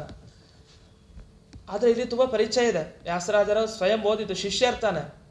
ಆದರೆ ಯತಿಗಳಾಗಿ ಆ ಕಡೆಯಿಂದ ವ್ಯಾಸರಾಜರು ಪೀಠಾಧಿಪತಿಗಳು ಇನ್ನೊಂದು ಮಠಕ್ಕೆ ಅಲ್ಲಿಂದ ಬರ್ತಾ ಇದ್ದಾರೆ. ಅದು ಮುನಿತ್ರಯ ಪೀಠ ಅಂಥೇಳಿ ಎಂಥ ಸ್ಥಾನ ನೋಡಿ. ಮಧ್ವಾಚಾರ್ಯರು, ಜಯತೀರ್ಥರು, ನಂತರ ವ್ಯಾಸರಾಜರಿಗೆ ಸ್ಥಾನ. ಎಂಥ ಅದ್ಭುತ. ಶ್ರೀಪಾದರಾಜರ ಅನುಗ್ರಹ ಅಷ್ಟಿತ್ತು. ವ್ಯಾಸರಾಜರು ಮುನಿತ್ರಯರಲ್ಲಿ ಸೇರಿಬಿಟ್ಟಿದ್ದಾರೆ. ಮುನಿತ್ರಯ ಪೀಠ ಅಂತಲೇ ವ್ಯಾಸರಾಜ ಮಠ ಬಹಳ ಪ್ರಸಿದ್ಧ. ಅಂಥ ಅವರು ಬರಬೇಕಾದ್ರೆ ಗುರುಪೀಠ ಶ್ರೀಪಾದರಾಜರ ಮಠ, ಸ್ವಯಂ ಶ್ರೀಪಾದರಾಜರೇನಿದ್ದಾರೆ ಅವರು ಹೇಗೆ ಕಂಡ್ರು ವ್ಯಾಸರಾಜರನ್ನು, ವ್ಯಾಸರಾಜರ ಗುರುಗಳನ್ನು ಹೇಗೆ ಕಂಡ್ರು, ಅದೇನಾಯಿತು, ಕಂಚಿ ವರದರಾಜನ ಕ್ಷೇತ್ರಕ್ಕೆ ಹೋಗಿದ್ರು. ಅಲ್ಲಿ ದಿಗ್ವಿಜಯ ಯಾತ್ರೆ ಆಯಿತು, ವರದರಾಜನ ದರ್ಶನ ಆಯಿತು. ಈ ಕಡೆ ಮುಳುಬಾಗಿಲು ಕ್ಷೇತ್ರಕ್ಕೆ ಬರ್ತಾ ಇದ್ದಾರೆ. ಮುಲ್ವನಗರಿ ಅಂತ ಮುಳುಬಾಗಿಲಿಗೆ ಹೆಸರು ಸಂಸ್ಕೃತದಲ್ಲಿ. ಬರ್ತಾರೆ, ಶ್ರೀಪಾದರಾಜರು ನೋಡ್ತಾರೆ. ವ್ಯಾಸರಾಜರಿಗೆ ಅಲ್ಲಿಂದಲೇ ದೂರದಿಂದಲೇ ನಮ್ಮ ಗುರುಗಳು ಅನ್ನುವ ಒಂದು ವಿಶಿಷ್ಟವಾದ ಭಾವನೆ ಹೊರಬರ್ತಾ ಇದೆ. ಹೇಗೆ ಅಂದರೆ, ಆಗ ಅವರು ಹೇಗೆ ನೋಡ್ತಾ ಇದ್ದಾರೆ ಶ್ರೀಪಾದರಾಜರನ್ನ ಅಂದರೆ, ಬ್ರಹ್ಮದೇವರು ಮಧ್ಯಕ್ಕೆ, ಸುತ್ತಲೂ ಸನಕಾದಿ ಋಷಿಗಳು ಕೂತಿರ್ತಾರಲ್ಲ, ಹಾಗೆ ಕೂತಿದ್ದಾರಂತೆ. ಆಗಲೂ ಪಾಠ ಶ್ರೀಪಾದರಾಜರಿಗೆ. ಅವರಿಗೆ ತುಂಬ ವಯಸ್ಸಾಗಿತ್ತು. ಆಗಲೂ ಅದೇ ಹುಮ್ಮಸ್ಸು, ಅದೇ ಥರ ಹಿಂದೆ ಹೇಗಿದ್ರೋ ಹಾಗೆ. ಬಹಳ ಸಂತೋಷ ಆಗಿದೆ ವ್ಯಾಸರಾಜರಿಗೆ. ಸರಿ, ಇನ್ನು ಮುಂದೆ ಬಂದರು ಹತ್ರಕ್ಕೆ. ಇನ್ನೂ ಅನ್ನಿಸ್ತು, ಇಡೀ ಸರಮೂಲ ಗ್ರಂಥ ಮಧ್ವಾಚಾರ್ಯರ ಸಂಪತ್ತು ಯಾರಲ್ಲಿದೆಯಪ್ಪ, ಅದು ಉಳ್ಕೊಳ್ಬೇಕಲ್ಲ ಒಂದು ಕಡೆ. ಈಗ ನಾವು ನಮ್ಮ ಕುಲ ಪರಂಪರೆಯಿಂದ ಅಂದರೆ ನಮ್ಮ ತಾತ ಮುತ್ತಾತ ಅವರು ಇವರು ಅಜ್ಜಿ ಮುತ್ತಜ್ಜಿ ಎಲ್ಲ ಸಂಪಾದನೆ ಮಾಡಿದ ಒಡವೆಗಳಿರುತ್ತೆ. ಅದನ್ನು ಹಾಗೇ ಕಾಪಾಡ್ಕೊಂಡು ಬರಬೇಕು. ಯಾಕೆಂದರೆ ಅದು ಅಮೂಲ್ಯ, ಮತ್ತೆ ಸಿಗೋದಿಲ್ಲ ಈ ಕಾಲಕ್ಕೆ ಅಂಥದ್ದೆಲ್ಲ. ಇನ್ನು ಆಚಾರ್ಯರು ಕೊಟ್ಟಂತಹ ಆ ನಿಧಿಯನ್ನು ಒಂದು ಕಡೆ ಇಡಬೇಕಾಗಿತ್ತು. ಯಾಕಂದ್ರೆ ಅದು ರಕ್ಷಣೆ ಆಗಬೇಕಲ್ಲ. ಎಲ್ಲಪ್ಪ ಇಡೋದು ಅಂತ ಯೋಚನೆ ಮಾಡ್ತಾ ಇದ್ರಂತೆ. ಶ್ರೀಪಾದರಾಜರಲ್ಲೇ ಇಟ್ಬಿಡೋಣ ಅಂತ ಹೇಳಿ ಇಡೀ ಮಧ್ವ ಸಾಮ್ರಾಜ್ಯದ ಜ್ಞಾನ ನಿಧಿಯನ್ನು ಶ್ರೀಪಾದರಾಜರ ಬಳಿ ಇಟ್ಟಿದ್ರು. ಎಲ್ಲ ಮುತ್ತು ರತ್ನ ರಾಶಿಗಳಿಂದ ಜ್ಞಾನ ನಿಧಿ ಇದೆ, ಅದನ್ನು ಇಟ್ಟಿದ್ರು. ಅಂದರೆ ಶ್ರೀಪಾದರಾಜರು ಅಂದರೆ ಅದು ಜ್ಞಾನದ ಖನಿ. ಅದು ಅಂಥ ಮಧ್ವ ಸಾಮ್ರಾಜ್ಯಕ್ಕೆ ಅವರು ದೊಡ್ಡ ಭಾಂಡ ಪಾತ್ರೆ. ಅದನ್ನು ಹೇಳ್ತಾರೆ, ನಿಕ್ಷೇಪ ಭಾಜನಮಿವ ಮಧ್ವಮುನಿ ರಹಸ್ಯಸ್ಯ. ಮಧ್ವಮುನಿಗಳ ರಹಸ್ಯ ಅದು ಇಲ್ಲಿ ಬಚ್ಚಿಟ್ಟಿದ್ರಂತೆ ಶ್ರೀಪಾದರಾಜರ ಸನ್ನಿಧಾನದಲ್ಲಿ. ಅದು ಅವ್ರ ಒಳಗಡೆ ಅಷ್ಟಿತ್ತು. ಅದನ್ನು ನೋಡ್ತಾ ಇದ್ದಾರೆ ವ್ಯಾಸರಾಜರು. ತುಂಬ ಖುಷಿಯಾಗೋಯ್ತು. ಬಿರುದಾವಳಿಗಳಿಗೆ ಸನ್ಮಾನ ಮಾಡಬೇಕಾಗಿದೆ ಅಷ್ಟೇ, ಬಿರುದಾವಳಿಗಳು ಇವ್ರದ್ದು ಸನ್ಮಾನ ಮಾಡೋದಲ್ಲ. ಅಂದರೆ ಬಿರುದಾವಳಿಗೆ ಇವರಿಂದ ಶೋಭೆ ಬಂದಿದೆ. ಅಷ್ಟು ಬಿರುದಾವಳಿಗಳನ್ನು ಹೊಂದಿರುವಂತಹ ನಿಜ ಆಗಮನ ಪ್ರಸಂಗ ಪುಲಕಿತ ಮಾನಸ ವ್ಯಾಸತೀರ್ಥರು ಬಂದಿದ್ದಾರೆ ಅಂತ ಇಲ್ಲಿ ಇವರಿಗೆ ಸಂತೋಷ, ಗುರುಗಳಿಗೆ ಮನಸ್ಸೆಲ್ಲ ರೋಮಾಂಚನ. ಹಿಂಗೆ ಎದ್ದು ಬಿಡಬೇಕು ಅಂತ ಹಿಂಗೆ ಅಲ್ಲಿಂದ ಬರ್ತಾ ಇದ್ರೆ ಸುದ್ದಿ ಕೇಳ್ತಿದಂಗೆ ಇನ್ನು ಬಂದರು ಎದ್ದು ಬಿಡ್ತಾರೆ ಶ್ರೀಪಾದರಾಜರು. ಗೌರವಕ್ಕಾಗಲ್ಲ, ಆತ್ಮೀಯತಾ ಭಾವ. ನನ್ನ ಶಿಷ್ಯ ಬಂದ ಅಂತ ಏನು ತಬ್ಕೊಂಡು ಬಿಡ್ಬೇಕು. ಹಾಗೆ ಆ ಭಾವನೆಯಿಂದ ಶ್ರೀಪಾದರಾಜರು ತಾವು ಹೇಳ್ತಾರೆ ತಕ್ಷಣ ಲಕ್ಷ್ಮೀನಾರಾಯಣ ಮುನಿಗಳ ಹತ್ರ, ಅಂದರೆ ಶ್ರೀಪಾದರಾಜರ ಹತ್ರ ಈ ಕಡೆ ವ್ಯಾಸರಾಜರು ಬಂದಿದ್ದಾರೆ ಎನ್ನುವ ವರ್ಣನೆಯನ್ನು ಮಾಡ್ತಾರೆ. ಇದಾದ ಮೇಲೆ ವ್ಯಾಸರಾಜರನ್ನು ನೋಡ್ತಾರೆ ಶ್ರೀಪಾದರಾಜರು. ತಕ್ಷಣ ಶಿಷ್ಯರಿಗೆ ಹೇಳ್ತಾರೆ, ಆಸನದ ವ್ಯವಸ್ಥೆ ಎಲ್ಲ ಆಗಬೇಕು. ಅಷ್ಟೊತ್ತಿಗೆ ಎಲ್ಲ ಆಸನದ ವ್ಯವಸ್ಥೆ ಆಗಿದೆ. ವ್ಯಾಸರಾಜರು ಬಂದು ಕೂತ್ಕೊಡ್ತಾರೆ. ಆಗ ಬಹಳ ಸಂತೋಷದಿಂದ ಮಾತಾಡ್ತಾರೆ. ಆ ಮಾತನ್ನು ಕೇಳಬೇಕು, ನಮಗೆ ರೋಮಾಂಚನ ಆಗುತ್ತೆ. ಅವರೇನು ಹೇಳ್ತಾರೆ, ಅಗ್ನಿದೇವರಿಗೆ ಹೆಂಡತಿ ಯಾರು? ಸ್ವಾಹಾದೇವಿ. ವ್ಯಾಸರಾಜರು ಅಗ್ನಿ ಥರ ಇದ್ದಾರಂತೆ. ಯಾಕೆಂದರೆ ಎಲ್ಲ ಕಡೆ ತೇಜಸ್ಸು ಕಾಂತಿ ಅವರದ್ದು ಹರಡ್ತಾ ಇತ್ತು. ಸ್ವಾಹಾದೇವಿಗೆ ತುಂಬ ದುಃಖ ಅಂತ, ಅಯ್ಯೋ ನನ್ನ ಗಂಡ ನನ್ನನ್ನು ಬಿಟ್ಟು ಹೊರಟುಬಿಟ್ಟಿದ್ದಾರೆ, ಎಷ್ಟು ಬರ್ತಾನೆ ಇಲ್ಲ ಸಿಗ್ತಾನೆ ಇಲ್ಲ ಅಂತ. ಅಂದರೆ ಅಗ್ನಿದೇವರ ಥರ ಇದ್ದಾರೆ ಅಂತ ವರ್ಣಿಸಲಿಕ್ಕೆ. ಸ್ವಾಹಾದೇವಿಗೆ ವಿರಹ ಆಗಿಬಿಟ್ಟಿದೆ. ಆ ಥರ ಇವರು ಅಂಥ ಪ್ರಖರತೆಯಿಂದ ಎಲ್ಲ ಕಡೆ ಓಡಾಡ್ಕೊಂಡು ಬರ್ತಾ ಇದ್ರು ವ್ಯಾಸರಾಜರು. ಆಗ ವ್ಯಾಸರಾಜರ ಬಗ್ಗೆ ಅವ್ರು ಹೇಳ್ತಾರೆ, ಯಾರು? ಶ್ರೀಪಾದರಾಜರು. ನೋಡಿ, ಜಗತ್ತಿನಲ್ಲಿ ಒಂದೊಂದು ಕಡೆ ಒಂದೊಂದು ಗುಣ ಕಾಣಿಸುತ್ತೆ, ನಿಮ್ಮಲ್ಲಿ ಎಲ್ಲ ಇದೆ ಅಂತ. ಇದು ಹೊಗಳೋದು ಅಂದರೆ ಸುಮ್ಮನೆ ಅಲ್ಲ, ಎಷ್ಟು ದೊಡ್ಡ ವಿಷಯ. ಗುರುಗಳ ಕೈಯಲ್ಲಿ ಹೊಗಳಿಸ್ಕೊಳ್ಳೋದಿದೆ ನೋಡಿ, ತುಂಬ ಶ್ರಮ. ಸಾಮಾನ್ಯವಾಗಿ ಈಗಿನ ಕಾಲದಲ್ಲಿ ನೀವು ಗಮನಿಸಿ, 12 ವರ್ಷ 13 ವರ್ಷ ಗುರುಕುಲ ಅಧ್ಯಯನ ಮಾಡಿದ ವಿದ್ವಾಂಸರು, ಅಂದರೆ ಪಂಡಿತರು ಯಾರು ಆಗ್ತಾರೆ ಮುಂದೆ ವಿದ್ಯಾರ್ಥಿಗಳಾಗಿದ್ದು ಓದಿ, ಗುರುಗಳು ಹೊಗಳಬೇಕು ಅಂದರೆ ನಿಮ್ಮ ಜನ್ಮಾಂತರದ ಪುಣ್ಯ ಇರಬೇಕು. ತುಂಬ ಕಷ್ಟ. ಗುರುಗಳು ಹಾಗೆ ಯಾವ ಶಿಷ್ಯರನ್ನು ಒಪ್ಪಲ್ಲ. ಬೇಕಾದಷ್ಟು ಜನ ಶಿಷ್ಯರು ಇರ್ತಾರೆ ಅವ್ರಿಗೆ. ಅದ್ರ ನೀವೇ ಇಷ್ಟ ಆಗಬೇಕು ಅಂತೇನುಂಟು? ಹಾಗೇನಿಲ್ಲ. ಇಷ್ಟ ಆದಮೇಲೆ ಹೊಗಳಬೇಕು ಅಂತಲೂ ಇಲ್ಲ ಬಹಿರಂಗವಾಗಿ. ಅದು ದೇವರ ನಾಮ ಕೀರ್ತನೆಯನ್ನು ಮಾಡಿ ಹೊಗಳೋದು ಅಂದರೆ ಈ ಎಂಥ ಯೋಗ್ಯತೆ ಅವರದು ವ್ಯಾಸರಾಜರದು. ಅದು ಅನಿರ್ವಚನೀಯ. ಅದು ಹೇಳಲಿಕ್ಕೆ ಸಾಧ್ಯ ಇಲ್ಲ ಪೂರ್ತಿಯಾಗಿ. ಹೇಳ್ತಾರೆ, ವಿದ್ಯೆ ಇದುವರೆಗೆ ಸರಸ್ವತಿ ದೇವಿಲಿದೆ ಅಂತ ಪ್ರಸಿದ್ಧವಾಗಿತ್ತಂತೆ. ವಿದ್ಯೆ ಅಂದರೆ ಸರಸ್ವತಿ. ಇನ್ನು ಎದುರಾಳಿಗಳು ಗಡಗಡ ನಡುಗಬೇಕು ಅಂದರೆ ಅಂಥ ಒಂದು ಜಾಣ್ಮೆ ಅದು ಶುಕ್ರಾಚಾರ್ಯರಲ್ಲಿ ಇತ್ತು. ಎದುರಾಳಿ ಬರಲೇಬಾರ್ದು, ನಿಲ್ಬಾರ್ದು ಅಂದರೆ ಅದು ಚತುರ್ಮುಖ ಬ್ರಹ್ಮದೇವರಲ್ಲಿತ್ತು. ಅಂಥ ವಾಕ್ಪಟುತ್ವ. ಇನ್ನು ಅವರ ಮುಖ ನೋಡಿದ್ರೆ, ಅಯ್ಯೋ ನಮ್ಮ ಮುಖ ಎಲ್ಲ ಇಲ್ಲ, ನಮ್ಮ ತಪಸ್ಸು ಶಕ್ತಿ ಎಲ್ಲ ಕಡಿಮೆ, ನಮ್ಮ ಬ್ರಹ್ಮಚರ್ಯನೂ ಇಲ್ಲ ಅನ್ನಿಸ್ಬಿಡ್ಬೇಕಂತೆ. ಅಂದರೆ ಅಂಥ ದಿವ್ಯವಾದ ಮುಖ ತೇಜಸ್ಸು ವರ್ಚಸ್ಸು ಅದು ಯಾರಲ್ಲಿ? ಸೂರ್ಯನಲ್ಲಿ ಇರುತ್ತೆ. ಆದರೆ ವ್ಯಾಸರಾಜರಲ್ಲಿ ಅದು ಕಾಣ್ತಾ ಇದೆ. ಇನ್ನು ಚಂದ್ರ ಎಲ್ಲರೂ ಸೆಳ್ಕೊಳ್ತಾನೆ, ಅದೊಂದು ಸ್ವಭಾವ. ಅದು ಇತ್ತಂತೆ ವ್ಯಾಸರಾಜರಲ್ಲಿ. ಮತ್ತು ಅಗ್ನಿಯಲ್ಲಿ ಅವರ ಹತ್ರ ಹೋದರೆ ದರ್ಶನಾದೇವ ಸಾಧವ ಅಂತ. ನಾವು ಏನಾದ್ರು ಪಾಪಗಳನ್ನು ಮಾಡಿರ್ತೀವಿ ಅಂತ ಅಂದ್ಕೊಂಡಿದ್ವಿ. ಶುದ್ಧಿ ಹೇಗೆ ಮಾಡ್ಕೊಡೋದು? ದೊಡ್ಡ ಯತಿಗಳು ನೋಡ್ಕೊಂಬಂದ್ಬಿಡಿ ಸಾಕು, ನೋಡಿದ್ರೆ ಸಾಕು. ಅದು ನಿಮ್ಮ ಭಾವನೆ ಮನಃಶುದ್ಧಿ ಹಾಗಿರ್ಬೇಕು. ವ್ಯಾಸರಾಜರು ನೋಡಿದವ್ರು ಶುದ್ಧ ಆಗಿಬಿಡ್ತಾ ಇದ್ರಂತೆ. ಅವ್ರು ಸುಮ್ಮನೆ ಕಣ್ಣು ಹಾಯಿಸಿದ್ರೆ ಏನಪ್ಪ ಅಷ್ಟೇ, ಶುದ್ಧರವರು ಕಂಡ್ರೆ ಸಾಕಂತೆ. ದರ್ಶನಾದೇವ ಸಾಧವ ಅಂತ ಹೇಳ್ತಾರೆ. ಇನ್ನು ಕಲ್ಪ ವೃಕ್ಷ ಥರ ದಾನಶೂರ ಇವರು. ಕರ್ಣಂಥರ ಅಂತ ಹೇಳಿಲ್ಲ, ಕಲ್ಪ ವೃಕ್ಷ ಥರ ಅಂತ ಹೇಳಿದ್ದಾರೆ. ಇನ್ನು ಭಾರವನ್ನು ಹೊರೋದ್ರಲ್ಲಿ ಮೇರು ಪರ್ವತ ಅಂತ. ಅಂದರೆ ಇದನ್ನೆಲ್ಲ ಗಮನಿಸಿ. ಹಾಗಾದರೆ ವಿದ್ಯೆ ಇತ್ತು, ಪ್ರತಿವಾದಿಗಳನ್ನು ಹೇಗೆ ಬಿರುಕುಗೊಳಿಸ್ಬೇಕಂತ ಜಾಣ್ಮೆ ಇತ್ತು. ರಾಜ ಗುರು ಅವರು. ಆದ್ದರಿಂದ ಯುದ್ಧಕ್ಕೆ ಬರೋರು ಇರ್ತಾರೆ. ಬರೀ ಜ್ಞಾನದ ಬಲ ಅಲ್ಲ, ದೇಹದ ಬಲ ಹೇಗೆ ತೋರಿಸ್ಬೇಕು, ನೀವು ಹೇಗೆ ಅಟ್ಯಾಕ್ ಮಾಡಬೇಕು, ಅವ್ರನ್ನ ಹೇಗೆ ಮಣಿಸ್ಬೇಕು ಅಂಥ ಒಂದು ಜಾಣ್ಮೆಯನ್ನು ತೋರಿಸ್ತಾ ಇದ್ರು ರಾಜರುಗಳ ಮುಖಾಂತರ. ವಾಕ್ಪಟುತ್ವ ಅಂತೂ ಮುಗಿದೋಯ್ತು. ತರ್ಕತಾಂಡವ, ನ್ಯಾಯಾಮೃತ, ತಾತ್ಪರ್ಯ ಸಾಕು, ಇದರಿಂದಲೇ ಅವರು ತೋರಿಸಿದ್ದಾರೆ. ಇನ್ನು ಸೂರ್ಯನ ತರಹ, ಚಂದ್ರನ ತರಹ, ಅಗ್ನಿಯ ತರಹ, ಪರ್ವತರಾಜ ಮೇರುವಿನ ತರಹ, ಕಲ್ಪವೃಕ್ಷ ತರ, ಇನ್ಯಾಕೆ ಕೊನೆಗೊಂದಿದೆ. ಆ ಭಗವಂತ ಲೋಕೋತ್ತರ ಚರಿತ್ರ, ಅವನ ಬಗ್ಗೆ ವರ್ಣಿಸ್ಲಿಕ್ಕಾಗಲ್ಲ. ನೋಡಿ, ದೊಡ್ಡವ್ರ ಮನಸ್ಸನ್ನು ಅರ್ಥ ಮಾಡ್ಕೊಳ್ಳಿಕ್ಕೆ ಕಷ್ಟ ಅಂತೆ. ಹಾಗೆ ದೇವ್ರ ಬಗ್ಗೆ ತಿಳಿಯೋದು ಕಷ್ಟಕ್ಕೆ, ಲೋಕೋತ್ತರ ವ್ಯಕ್ತಿತ್ವ ಹಾಗೆ ನಿಮ್ದು ಅಂತ. ಇಷ್ಟೆಲ್ಲ ಹೇಳಿದ್ಮೇಲೆ ಹೇಳ್ತಾರೆ ಶ್ರೀಪಾದರಾಜರು, ಇಲ್ಲೆಲ್ಲ ಒಬ್ಬೊಬ್ಬರಲ್ಲಿ ಒಂದೊಂದು ಗುಣ ಇದೆ, ಅದು ನಿಮ್ಮಲ್ಲಿ ಎಲ್ಲ ಸೇರಿದೆ ಅಂಥೇಳಿ ಉದ್ಗಾರವನ್ನು ತೆಗಿತಾರೆ. ಇದನ್ನು ಸೋಮನಾಥ ಕವಿ ವರ್ಣಿಸ್ತಾನೆ. ಅಂದರೆ ವ್ಯಾಸರಾಜರಲ್ಲಿ ಇವರೆಲ್ಲರ ಅನುಗ್ರಹದಿಂದಾಗಿ ಆಯಾಯ ದೇವತೆಗಳ ಸನ್ನಿಧಾನ ವಿಶೇಷವಾಗಿತ್ತು. ಆದ್ದರಿಂದ ಎಲ್ಲ ತರಹದ ಒಂದು ವಿಶಿಷ್ಟವಾದ ಕಲೆ ಅವರಲ್ಲಿ ರೂಢವಾಗಿತ್ತು. ಅಲ್ಲಿ ಉದಾಹರಣೆಗಳನ್ನು ಕೊಡಬೇಕಾದ್ರೆ ವ್ಯಾಸರಾಜರಿಗಿಂತ, ಅವರ ಸ್ವರೂಪಕ್ಕಿಂತ ಮೇಲು ಇರುವಂತಹ ದೇವತೆಗಳ ಉದಾಹರಣೆಯನ್ನು ಕೊಟ್ಟಿದ್ದಿದೆ. ಹಾಗಾಗಿ ಅವರ ಅನುಗ್ರಹದಿಂದ ಇವ್ರಿಗೆ ಬಂದಿದೆ ಅಂತ ಅರ್ಥ. ನಾವು ಎಲ್ಲೇ ಆಗಲಿ ಯಾರನ್ನಾರು ಹೋಲಿಸ್ಬೇಕಾದ್ರೆ ಅವ್ರಿಗಿಂತ ಚಿಕ್ಕವ್ರು ಏನಾದ್ರು ಹೋಲಿಕೆಯನ್ನು ಕೊಟ್ಟರೆ ನಮಗೆ ಅರ್ಥ ಆಗ್ಲಿಕ್ಕೆ ಹೇಳಿರ್ತಾರೆ. ಈ ರಾಮದೇವ್ರನ್ನ ಚಂದ್ರನಿಗೆ ಹೋಲಿಸಿದ್ರೆ ಚಂದ್ರ ಎಲ್ಲಿ, ರಾಮ ಎಲ್ಲಿ, ಕುಬೇರ ಎಲ್ಲಿ, ರಾಮ ಎಲ್ಲಿ, ಇಂದ್ರ ಎಲ್ಲಿ, ರಾಮ ಎಲ್ಲಿ, ಆದರೂ ನಮ್ಗೆ ಅರ್ಥ ಆಗಲಿ ಅನ್ನೋ ದೃಷ್ಟಿಯಿಂದ ಆ ಥರನೂ ವರ್ಣಿಸಿರೋದಿರುತ್ತೆ.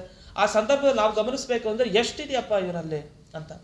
ಎಲ್ಲ ಗುಣ ನಿಮ್ಮಲ್ಲಿ ಸೇರಿದೆ ಅಂತ. ಇದು ನಿಜವಾಗಿ ಒಬ್ಬ ಸನ್ಯಾಸಿಯಾಗಿ ಹೊಂದಿರಬೇಕಾದ ಗುಣ. ಅದೆಲ್ಲವನ್ನು ಹೊಂದು ಒಂದು ಮಾರ್ಗದರ್ಶಕರಾಗಿದ್ದರು. ಕೊನೆಯದಾಗಿ ಇಲ್ಲಿ ಏನು ವರ್ಣಿಸ್ತಾರೆ ಅಂದರೆ, ನೀವು ಇನ್ನು ಮುಂದೆ ರಾಜರಿಗೆ ಮಾರ್ಗದರ್ಶಕರಾಗಿ ಹೋಗ್ಬೇಕು ನೀವು ಅಂತ. ಇವರು ಇಲ್ಲ, ವೈರಾಗ್ಯ ಶಿಖಾಮಣಿ ನನ್ನ ಜೀವನ ಸಾಗಿಸ್ತೀನಿ, ನನಗೆ ಅದು ಬೇಡ ಅಂತ ಶ್ರೀಪಾದರಾಜರ ಆಜ್ಞೆ ಆಗಿತ್ತು. ಹಾಗಾಗಿ ಅವರು ಷಟ್ ರಾಜರಿಗೆ ಗುರುಗಳಾಗಿದ್ದರು. 6 ಜನ ಷಟ್ ಚಕ್ರವರ್ತಿ ಪೋಷಕ ಅಂತ, 6 ಚಕ್ರವರ್ತಿಗಳನ್ನು ನೋಡಿಕೊಂಡು ಪೋಷಣೆ ಮಾಡಿದವರು ವ್ಯಾಸರಾಜರು ಅಂತ. ಯಾಕೆ ಸನ್ಯಾಸಿಗಳನ್ನ ಸುಮ್ಮನೆ ಮನೇಲಿ ಕೂತಿರ್ಬೇಕಲ್ವ, ಅಂದರೆ ತಮ್ಮ ತಮ್ಮ ವಾಸಸ್ಥಳದಲ್ಲಿ ಇರಬೇಕಲ್ವ? ಯಾಕೆ ಈ ರಾಜ ವೈಭವ ಇಲ್ಲ, ಯಾಕೆ ಈ ರಾಜನ ಅರಮನೆ ವಾಸ ಇಲ್ಲ? ಅದಲ್ಲ, ಎಲ್ಲದಕ್ಕೂ ಧರ್ಮ ಸೇತು ಅಂದರೆ ರಾಜ ಅಂತೆ. ರಾಜ ಸರಿ ಇಲ್ಲ ಅಂದರೆ ಇಡೀ ಹಾಳಾಗ್ಬಿಡತ್ತೆ. ಆದ್ದರಿಂದ ರಾಜನಿಗೆ ಸರಿಯಾಗಿ ಮಾರ್ಗದರ್ಶನ ಕೊಡೋರು ಬೇಕು. 6 ಜನ ರಾಜರಿಗೆ ನಿರಂತರ ಮಾರ್ಗದರ್ಶನ ಕೊಟ್ಟು ಉದ್ಧಾರ ಮಾಡಿದವರು. ಹಾಗಾಗಿ ಹಿಂದೆ ಭಗವಂತನೇ ತೋರಿಸಿದ್ದು ಉಂಟು. ದತ್ತಾತ್ರೇಯ ಅವತಾರವನ್ನು ಎತ್ಕೊಂಡಾಗ ದೇವರು ಕಾರ್ತವೀರ್ಯಾರ್ಜುನ ಇತ್ಯಾದಿ ಅನೇಕ ರಾಜರಿಗೆ ಮಾರ್ಗದರ್ಶನ ನೀಡಿದ. ಹಾಗಂತ ದತ್ತಾತ್ರೇಯ ಸನ್ಯಾಸ ಅಂದರೆ ಸನ್ಯಾಸಿ ಜೀವನ ಅದು ಅಂಥ ಭಗವಂತನ ರೂಪ ಸ್ವೀಕರಿಸಿದ್ದು. ಆದರೂ ಕೂಡ ಅಲ್ಲಿ ಭಗವಂತ ಹೇಗೆ ತೋರಿಸಿದ್ನೋ ಹಾಗೆ ನೀವು ಮಾಡಿ ಅಂತ. ಶಾಸ್ತ್ರದ ರಹಸ್ಯಗಳನ್ನು ನಾವು ಅರ್ಥ ಮಾಡ್ಕೊಳ್ಳಿಲ್ಲ ಅಂದ್ಕೂಡಲೇ ಆಕ್ಷೇಪ ಮಾಡಬಾರ್ದು. ಶ್ರೀಪಾದರಾಜರ ಆಜ್ಞೆ ಆಗಿತ್ತು, ಉದಾಹರಣೆ ಕೊಟ್ಟು ಹೇಳಿದ್ರು, ಇನ್ನು ಮುಂದೆ ಧರ್ಮ ರಕ್ಷಣೆ ನಿಮ್ಮ ಕೈಲಿದೆ, ಅದನ್ನು ನೀವು ಅದನ್ನು ಪಾಲಿಸಬೇಕು ಅಂತ ಗುರುಗಳ ಆಜ್ಞೆಯನ್ನು ಮನ್ನಿಸಿ ಸೀದಾ ಚಂದ್ರಗಿರಿ ಹತ್ರ ವ್ಯಾಸರಾಜರು ಮುಂದೆ ಪ್ರಯಾಣಿಸ್ತಾರೆ.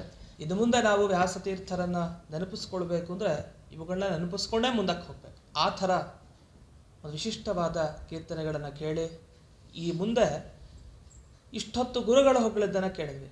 ಇನ್ನು ವ್ಯಾಸರಾಜರ ಹತ್ತಿರ ಶಿಷ್ಯರು, ಅದರಲ್ಲೂ ಸಂಗೀತ ಪಿತಾಮಹ ಅಂತಲೇ ಪ್ರಸಿದ್ಧಿ ಹೊಂದಿರೋರು ಪುರಂದರದಾಸರು. ಶಿಷ್ಯರು ಹೇಗೆ ಕಂಡರು ಗುರುಗಳಾದ ವ್ಯಾಸರಾಜರನ್ನು? ಯಾಕೆಂದರೆ ಅವರಿಗೆ ಸ್ವಂತ ಗೌರವ ಅತ್ಯದ್ಭುತ.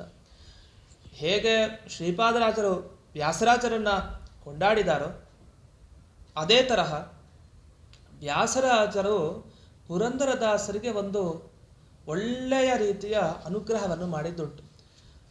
ನಿಮ್ಮದು ಏನೇನು ಕೀರ್ತನೆ ಇದೆಯೋ ಅದೆಲ್ಲ ಪುರಂದರ ಉಪನಿಷತ್ ಅಂತ ಗೌರವಿಸಿದ್ದಾರೆ. ಅಂದರೆ ಸಾಮಾನ್ಯ ಅಲ್ಲ ಅಲ್ಲಿರೋದು ಅಂತ. ಹಾಗಾದರೆ ಪುರಂದರೋಪನಿಷತ್ತು ಅಂತ ವ್ಯಾಸರಾಜರೇ ಸ್ವಯಂ ಗುರುಗಳಾಗಿ ಪುರಂದರದಾಸರಿಗೆ ಹೇಳಬೇಕು ಅಂದರೆ ಇನ್ನು ಎಷ್ಟು ಪುರಂದರದಾಸರ ಕೀರ್ತನೆಯ ಮಹತ್ವ ಅದನ್ನು ನಾವು ಅರ್ಥೈಸ್ಕೊಳ್ಬೇಕು. ಒಂದೊಂದು ಮಾತಿಗೂ ದೊಡ್ಡವರಾಡೋದು ತುಂಬ ಮಹತ್ವ ಇದೆ. ಈ ನಿಟ್ಟಿನಲ್ಲಿ ಪುರಂದರೋಪನಿಷತ್ತು ಅನ್ನಿಸ್ಕೊಳ್ಳುವಂಥ ಪುರಂದರದಾಸರ ಕೀರ್ತನೆಯಲ್ಲಿ ಹಾಗಾದ್ರೆ ವ್ಯಾಸರಾಜರ ಬಗ್ಗೆ ಏನಿರಬೇಡ, ಅದನ್ನೇ ಈಗ ಗಮನಿಸೋಣ. ಸೊಗಸಾದ ಕೀರ್ತನೆ, ಇದನ್ನು ಪ್ರತಿನಿತ್ಯ ಹೇಳಬೇಕಾದದ್ದು. ಅಂತಹ ಕೀರ್ತನೆಯನ್ನು ಈಗ ಆಲಿಸೋಣ. ವಾಸುದೇವನ ಚರಣ ವನಜ ವಂದಿಪನೇ ಸನ್ಯಾಸ ರತ್ನಾಕರನೇ ವ್ಯಾಸ ಮುನಿರಾಯ. ವಾಸುದೇವನ ಚರಣ ವನಜ ವಂದಿಪನೇ ಸನ್ಯಾಸ ರತ್ನಾಕರನೇ ವ್ಯಾಸ ಮುನಿರಾಯ.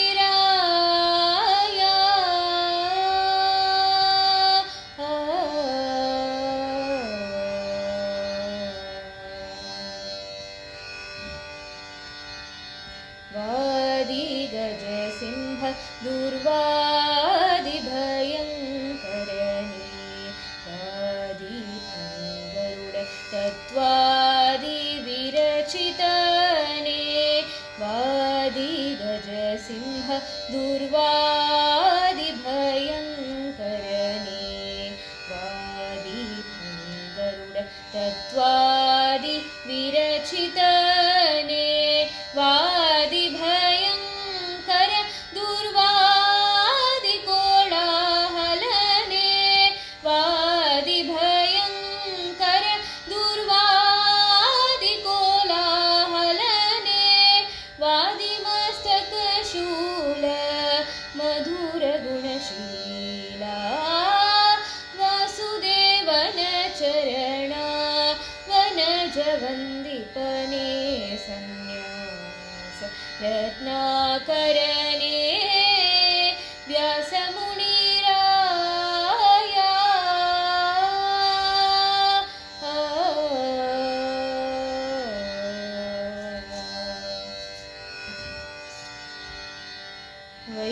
वैष्णवोत्तमने सद्वैष्णव प्रजानन्द वैष्णवोत्तमने सद्वैष्णव व्रजानन्द वैष्णवागमभरित वैष्णव सुप्रीत वैष्णवोत्तमने सद्वैष्णव व्रजानन्द वैष्णवागमभरित वैष्णव सुप्रीत वैष्णव कमल सूर्या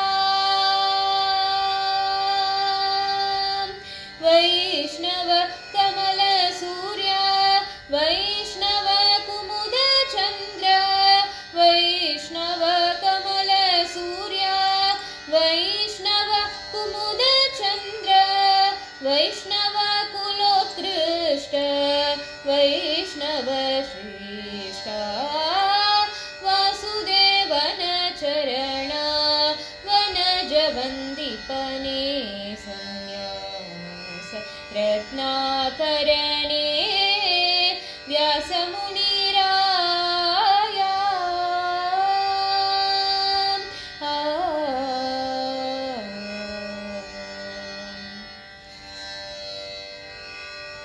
ಹರಿಯಿಲ್ಲದ ಕ್ಷೇತ್ರ ಹರಿಯದ ಮಹಾಮಹಿಮ ಹರಿಕೃಷ್ಣ ಸರಸೀರುಹ ಭೃಂಗ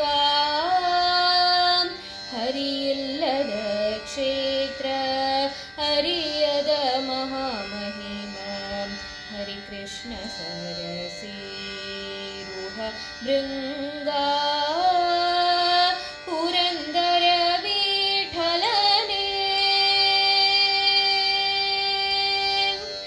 ಪುರಂದರ ವಿಠಲನೆ ಪರದೈವವೆಂದರು ಹಿ ಪುರಂದರ ವಿಠಲನೆ ಪರದೈವವೆಂದರು ಹಿ ಸುಜನರ ಪೊರೆವ ಶ್ರೀ ವ್ಯಾಸ ಮುನಿರಾಯ ಸುಜನರ ಪೊರೆವ ಶ್ರೀ ವ್ಯಾಸ ಮುನಿರಾಯ ಚರಣ ವನಜವಂದಿಪನೆ ಸನ್ಯಾಸ ರತ್ನಾಕರಣೆ ವ್ಯಾಸಮುನಿರಾಯ ವ್ಯಾಸಮುನಿರಾಯ ವ್ಯಾಸಮುನಿರಾಯ ವ್ಯಾಸಮುನಿರಾಯ.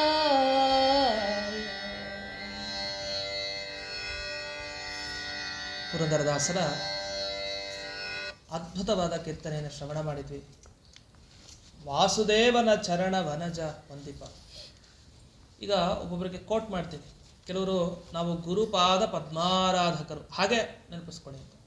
ಗುರುಗಳ ಪಾದ ಧೂಳಿಯನ್ನು ಆಶ್ರಯಿಸೋದು. ವ್ಯಾಸರಾಜರು ಹೇಗೆ ಅಂದರೆ ವಾಸುದೇವನ ಚರಣ ವನಜ ವಂದಿಪ. ಯಾವಾಗಲೂ ಭಗವಂತನ ಪಾದ ಕಮಲಗಳಿಗೆ ನಮಸ್ಕಾರ. ಇದೇ ಅವರ ನಿಜವಾದ ಒಂದು ಗುಣ. ಅದನ್ನು ಇವರು ವರ್ಣಿಸ್ತಾ ಇದ್ದಾರೆ. ಅದು ಶ್ರೀಕೃಷ್ಣ ಗೋಪಾಲಕೃಷ್ಣನ ಪಾದ ಕಮಲಗಳಲ್ಲಿ ಅವರಿಗೆ ಯಾವಾಗಲೂ ಆಸಕ್ತಿ. ಸನ್ಯಾಸ ರತ್ನಾಕರ ಅಂತ, ರತ್ನಾಕರ ಸಮುದ್ರ ಅಂತ ಹೇಳ್ತಾರೆ. ಅಂದರೆ ಅವ್ರ ಬಗ್ಗೆ ತಿಳಿಸೋದು ಕಷ್ಟ. 1000 ಶೇಷ ಆಯಿತು, ಸಮುದ್ರ ಅಂದ್ಬಿಟ್ರು, ಆಗ್ತಾ ಇಲ್ಲ ಪುರಂದರದಾಸರಿಗೆ. ಆ ಕಡೆ ಶ್ರೀಪಾದರಾಜರದ್ದು, ಈ ಕಡೆ ಪುರಂದರದಾಸರು ಅಂತ ಹೇಳಿದ್ರು. ವ್ಯಾಸ ಮುನಿರಾಯ ಮುನಿರಾಯ ಅಂತ ಬಹಳ ಭಕ್ತಿ ಶ್ರದ್ಧೆಯಿಂದ ಹೇಳ್ತಾ ಇದ್ದಾರೆ ಪುರಂದರದಾಸರು. ಪುರಂದರದಾಸರಿಗೂ ವ್ಯಾಸರಾಜರಿಗೂ ಭೇಟಿಯಾಗಿದ್ದೇ ಸೊಗಸು. ನವಕೋಟಿ ನಾರಾಯಣ ಇವರು ತುಳಸಿದಳ ಹಾಕಿ ಬಂದ್ಬಿಡ್ತಾರೆ ದೇವರ ಒಂದು ಅನುಗ್ರಹದಂತೆ. ಮುಂದೆ ಹೊರಟರು, ದಾರಿಯಲ್ಲಿ ಇಲ್ಲೇ ಸಮೀಪದಲ್ಲೇ ಗುರುಗಳಿದ್ದಾರೆ, ದೊಡ್ಡ ಮಹಾನುಭಾವರು. ವ್ಯಾಸರಾಜರ ಹತ್ರ ಕಳಿಸ್ತಾನೆ ದೇವರೇ, ಪ್ರೇರಣೆ ಮಾಡ್ತಾನೆ. ಅಂದರೆ ದೇವರ ಅನುಗ್ರಹ ಕೊನೆಗೆ ಗುರುಗಳು ಯಾರು ತೋರಿಸಿದ್ರು? ವ್ಯಾಸರಾಜನ ತೋರಿಸಿದ್ರು ಗುರುಗಳು. ಅಂದರೆ ನಮ್ಮ ಭಾಗ್ಯ ನೋಡಿ, ವ್ಯಾಸರಾಜ ಮಠದವರು ವ್ಯಾಸರಾಜರ ಭಕ್ತರಾಗಿದ್ದೀವಿ ಅಂದರೆ ದೇವರೇ ತೋರಿಸಿದ್ದಾರೆ. ವ್ಯಾಸರಾಜರನ್ನು ಹಿಡೀರಿ, ವ್ಯಾಸರಾಜ ಮಠದವರಾಗಿ ವಿಶೇಷವಾಗಿ ವ್ಯಾಸರಾಜರ ಒಂದು ಆರಾಧನೆಯನ್ನು ಮಾಡಬೇಕು. ಬರೀ ಅಷ್ಟೇ ಅಲ್ಲ, ವ್ಯಾಸರಾಜರ ಭಕ್ತರು ಯಾರ್ಯಾರೋ ಎಲ್ಲರೂ, ಪ್ರತಿಯೊಬ್ಬ ಮಾಧ್ವರು ಕೂಡ ವ್ಯಾಸರಾಜರ ಭಕ್ತರೇ. ಅವರ ಉಪಕಾರವನ್ನು ಸ್ಮರಣೆ ಮಾಡದೇ ಇರ್ಲಿಕ್ಕೆ ಸಾಧ್ಯನಾ? ವಿಜೇಂದ್ರ ತೀರ್ಥರ ಹೇಳ್ತಾರೆ, 9 ಬಾರಿ ನ್ಯಾಯಸುಧಾ ಗ್ರಂಥವನ್ನು ಕೇಳಿದವರು ವ್ಯಾಸರಾಜರ ಬಳಿ. 104 ಸ್ವತಂತ್ರ ಗ್ರಂಥಗಳನ್ನು ರಚನೆ ಮಾಡಿದ್ದಾರೆ. ಅಂಥ ವಿಜೇಂದ್ರ ತೀರ್ಥರು ಹೇಳೋ ಮಾತು, ವ್ಯಾಸರಾಜರ ಹತ್ತಿರ ಏನು ಕೇಳ್ಕೊಳ್ತಾರೆ ಅವರು? ಏನಿಲ್ಲ, ಆಧ್ಯಾತ್ಮಿಕ, ಆದಿಭೌತಿಕ, ಆದಿದೈವಿಕ 3 ತಾಪತ್ರಯ ಅಂತ ಕರಿತೀವಲ್ಲ, ಇದನ್ನ ಕಳಿಬೇಕು ಅಂತ ಆದರೆ ನೀವು ಕಷ್ಟಪಡಬಾರ್ದು ಅಂದರೆ ಈ ತಾಪಗಳಿಂದ ದಿವಸ ನ್ಯಾಯಾಮೃತ, ತರ್ಕತಾಂಡವ, ಚಂದ್ರಿಕಾ ಅಂತ ಹೆಸರೇಳಿತ್ತು. ಅಂಥ ಗ್ರಂಥ ಅದು.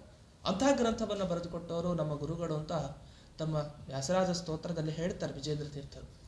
9 ಬಾರಿ ಓದಿದ್ದಾರೆ, 6 ಬಾರಿ ಸರ್ವಮೂಲ ಗ್ರಂಥನ ಕೇಳಿದ್ದಾರೆ ಪಾಠವನ್ನು. ಏನು ಸಮಯನೋ ಇದೆಲ್ಲಿತ್ತೋ ವ್ಯಾಸರಾಜರಿಗೆ.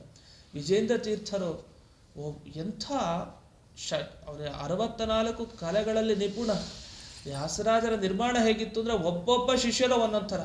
ಈ ಕಡೆ ಸಂಗೀತ ಪಿತಾಮಹ, ಒಂದು ಕಡೆ ವಿಜೇಂದ್ರ ತೀರ್ಥರಂಥ ಮಹಾನುಭಾವರು. ಎಷ್ಟೆಷ್ಟು ಶಿಷ್ಯರು ವ್ಯಾಸರಾಜರಿಗೆ. ಅವರೆಲ್ಲರೂ ಅದಕ್ಕೆ ಗುರುಗಳಾಗಲಿ ಶಿಷ್ಯರಾಗಲಿ ಎಲ್ಲರೂ ಸೋತ್ಬಿಟ್ಟಿದ್ದಾರೆ ವ್ಯಾಸರಾಜರಿಗೆ. ಸೋತಿರೋದು ಅಂದರೆ ಭಕ್ತಿ ಶ್ರದ್ಧೆಯಿಂದ ಇನ್ನೊಂದು ಆ ವಿನಯಕ್ಕೆ, ಆ ವಿದ್ಯೆಗೆ, ಆ ಸಾಮಾಜಿಕ ಸೇವೆಗೆ ಗುರುಗಳಾಗಿ ಸೋತ್ಬಿಟ್ಟಿದ್ದಾರೆ. ಅಷ್ಟು ಖುಷಿಯಾಗಿದೆ ಅವ್ರ ಬಗ್ಗೆ. ಅಂತ ಇವರು ಸೀದಾ ತಮ್ಮ ಹೆಂಡತಿ ಜೊತೆಗೆ ಹೊರಡ್ತಾರಲ್ಲ. ಶ್ರೀನಿವಾಸಪ್ಪ ನಾಯಕ ಬಂದಿದ್ದು ವ್ಯಾಸರಾಜರ ಬಳಿ, ದೀಕ್ಷೆ ಸಿಕ್ಕಿದ್ದು ಅವ್ರ ಹತ್ರನೇ, ಅದು ವಿಶೇಷ. ಪುರಂದರ ವಿಠಲ ದೀಕ್ಷೆಯನ್ನು ಕೊಟ್ಟು ಉದ್ಧರಿಸಿದ್ರು. ಒಬ್ಬರು ಪುರಂದರದಾಸರನ್ನ ಅನುಗ್ರಹಿಸಿದ್ದಕ್ಕೆ ಇವತ್ತಿನವರೆಗೂ ಇಡೀ ದಾಸ ಪಂಥದವರು, ದಾಸ ಸಾಹಿತ್ಯದವರು, ವ್ಯಾಸ ಸಾಹಿತ್ಯ ಅಂತ ನೆನಪಿಸ್ಕೊಳ್ಳಲೇಬೇಕು, ಅದು ಬೇರೆ ವಿಷಯ. ಇಡೀ ದಾಸ ಸಾಹಿತ್ಯದವರು ಈಗಲೂ ನೆನಪಿಸ್ಕೊಳ್ಬೇಕು ವ್ಯಾಸರಾಜರನ್ನ. ಪುರಂದರದಾಸರು ಅಂದರೆ ವ್ಯಾಸರಾಜರು. ಇಡೀ ದಕ್ಷಿಣ ಭಾರತದಲ್ಲಿ ಕರ್ನಾಟಕ ಶಾಸ್ತ್ರೀಯ ಸಂಗೀತದ ಪಿತಾಮಹ ಪುರಂದರದಾಸರ ಗುರುಗಳು ವ್ಯಾಸರಾಜರು. ಅಂದರೆ ಎಂಥ ವೈಭವ. ಗಾನ ಕ್ಷೇತ್ರದಲ್ಲ ಇವನು ಹಾಡ್ತಾನ, ಆ ಕ್ಷೇತ್ರದಲ್ಲಿ ಅವರ ದಿವ್ಯ ವ್ಯಕ್ತಿತ್ವ ಕಂಡು ಹಿಡ್ಕೊಂಡ್ರು, ದೀಕ್ಷೆಯನ್ನು ಕೊಟ್ಟರು. ಇನ್ನಾಯ್ತು, ಇನ್ನು ಜಗತ್ತಿನಲ್ಲಿ ಪ್ರಸಾರ ಆಗುತ್ತೆ, ತತ್ವ ಪ್ರಸಾರ. ಆ ದೃಷ್ಟಿಯಿಂದ ಪುರಂದರದಾಸರ ಅನುಗ್ರಹಿಸಿದ್ರು. ಪುರಂದರದಾಸರು ಅಂತಾರೆ, ವಾದಿ ಗಜ ಸಿಂಹ. ಒಬ್ಬ ಆನೆ ಸಿಂಹ, ಸಿಂಹ ಇದು ಪ್ರತ್ಯರ್ಥಿ ಗಜ ಕೇಸರಿ ಸಿಂಹ ಅದು ವ್ಯಾಸರಾಜರು ಅಂದರೆ. ಇನ್ನು ಮೃಗ ಭೇರುಂಡ, ಹಿಂದೆ ಬಂತು ದೇವರ ನಾಮದಲ್ಲಿ ಭೇರುಂಡದಂತೆ. ವಾದಿ ಫಣಿ ಗರುಡ, ಹಾವಗೆ ಗರುಡನಂತೆ. ಗರುಡ, ಸಿಂಹ, ಭೇರುಂಡ, ಭಯಂಕರ ದುರ್ವಾದಿ ಕೋಲಾಹಲ. ಅಂದರೆ ವಾದಿಗಳು ಎಷ್ಟು ಭಯಂಕರನೋ ಅದಕ್ಕೆ ತಕ್ಕಾಗಿ ಇವರು ಕೋಲಾಹಲ. ಅಷ್ಟು ಭಯಂಕರವಾದ ವಾದ, ಅದರ ಸೌಮ್ಯವಾದ, ಅದರಲ್ಲಿ ಕರ್ಕಶ ಇಲ್ಲ.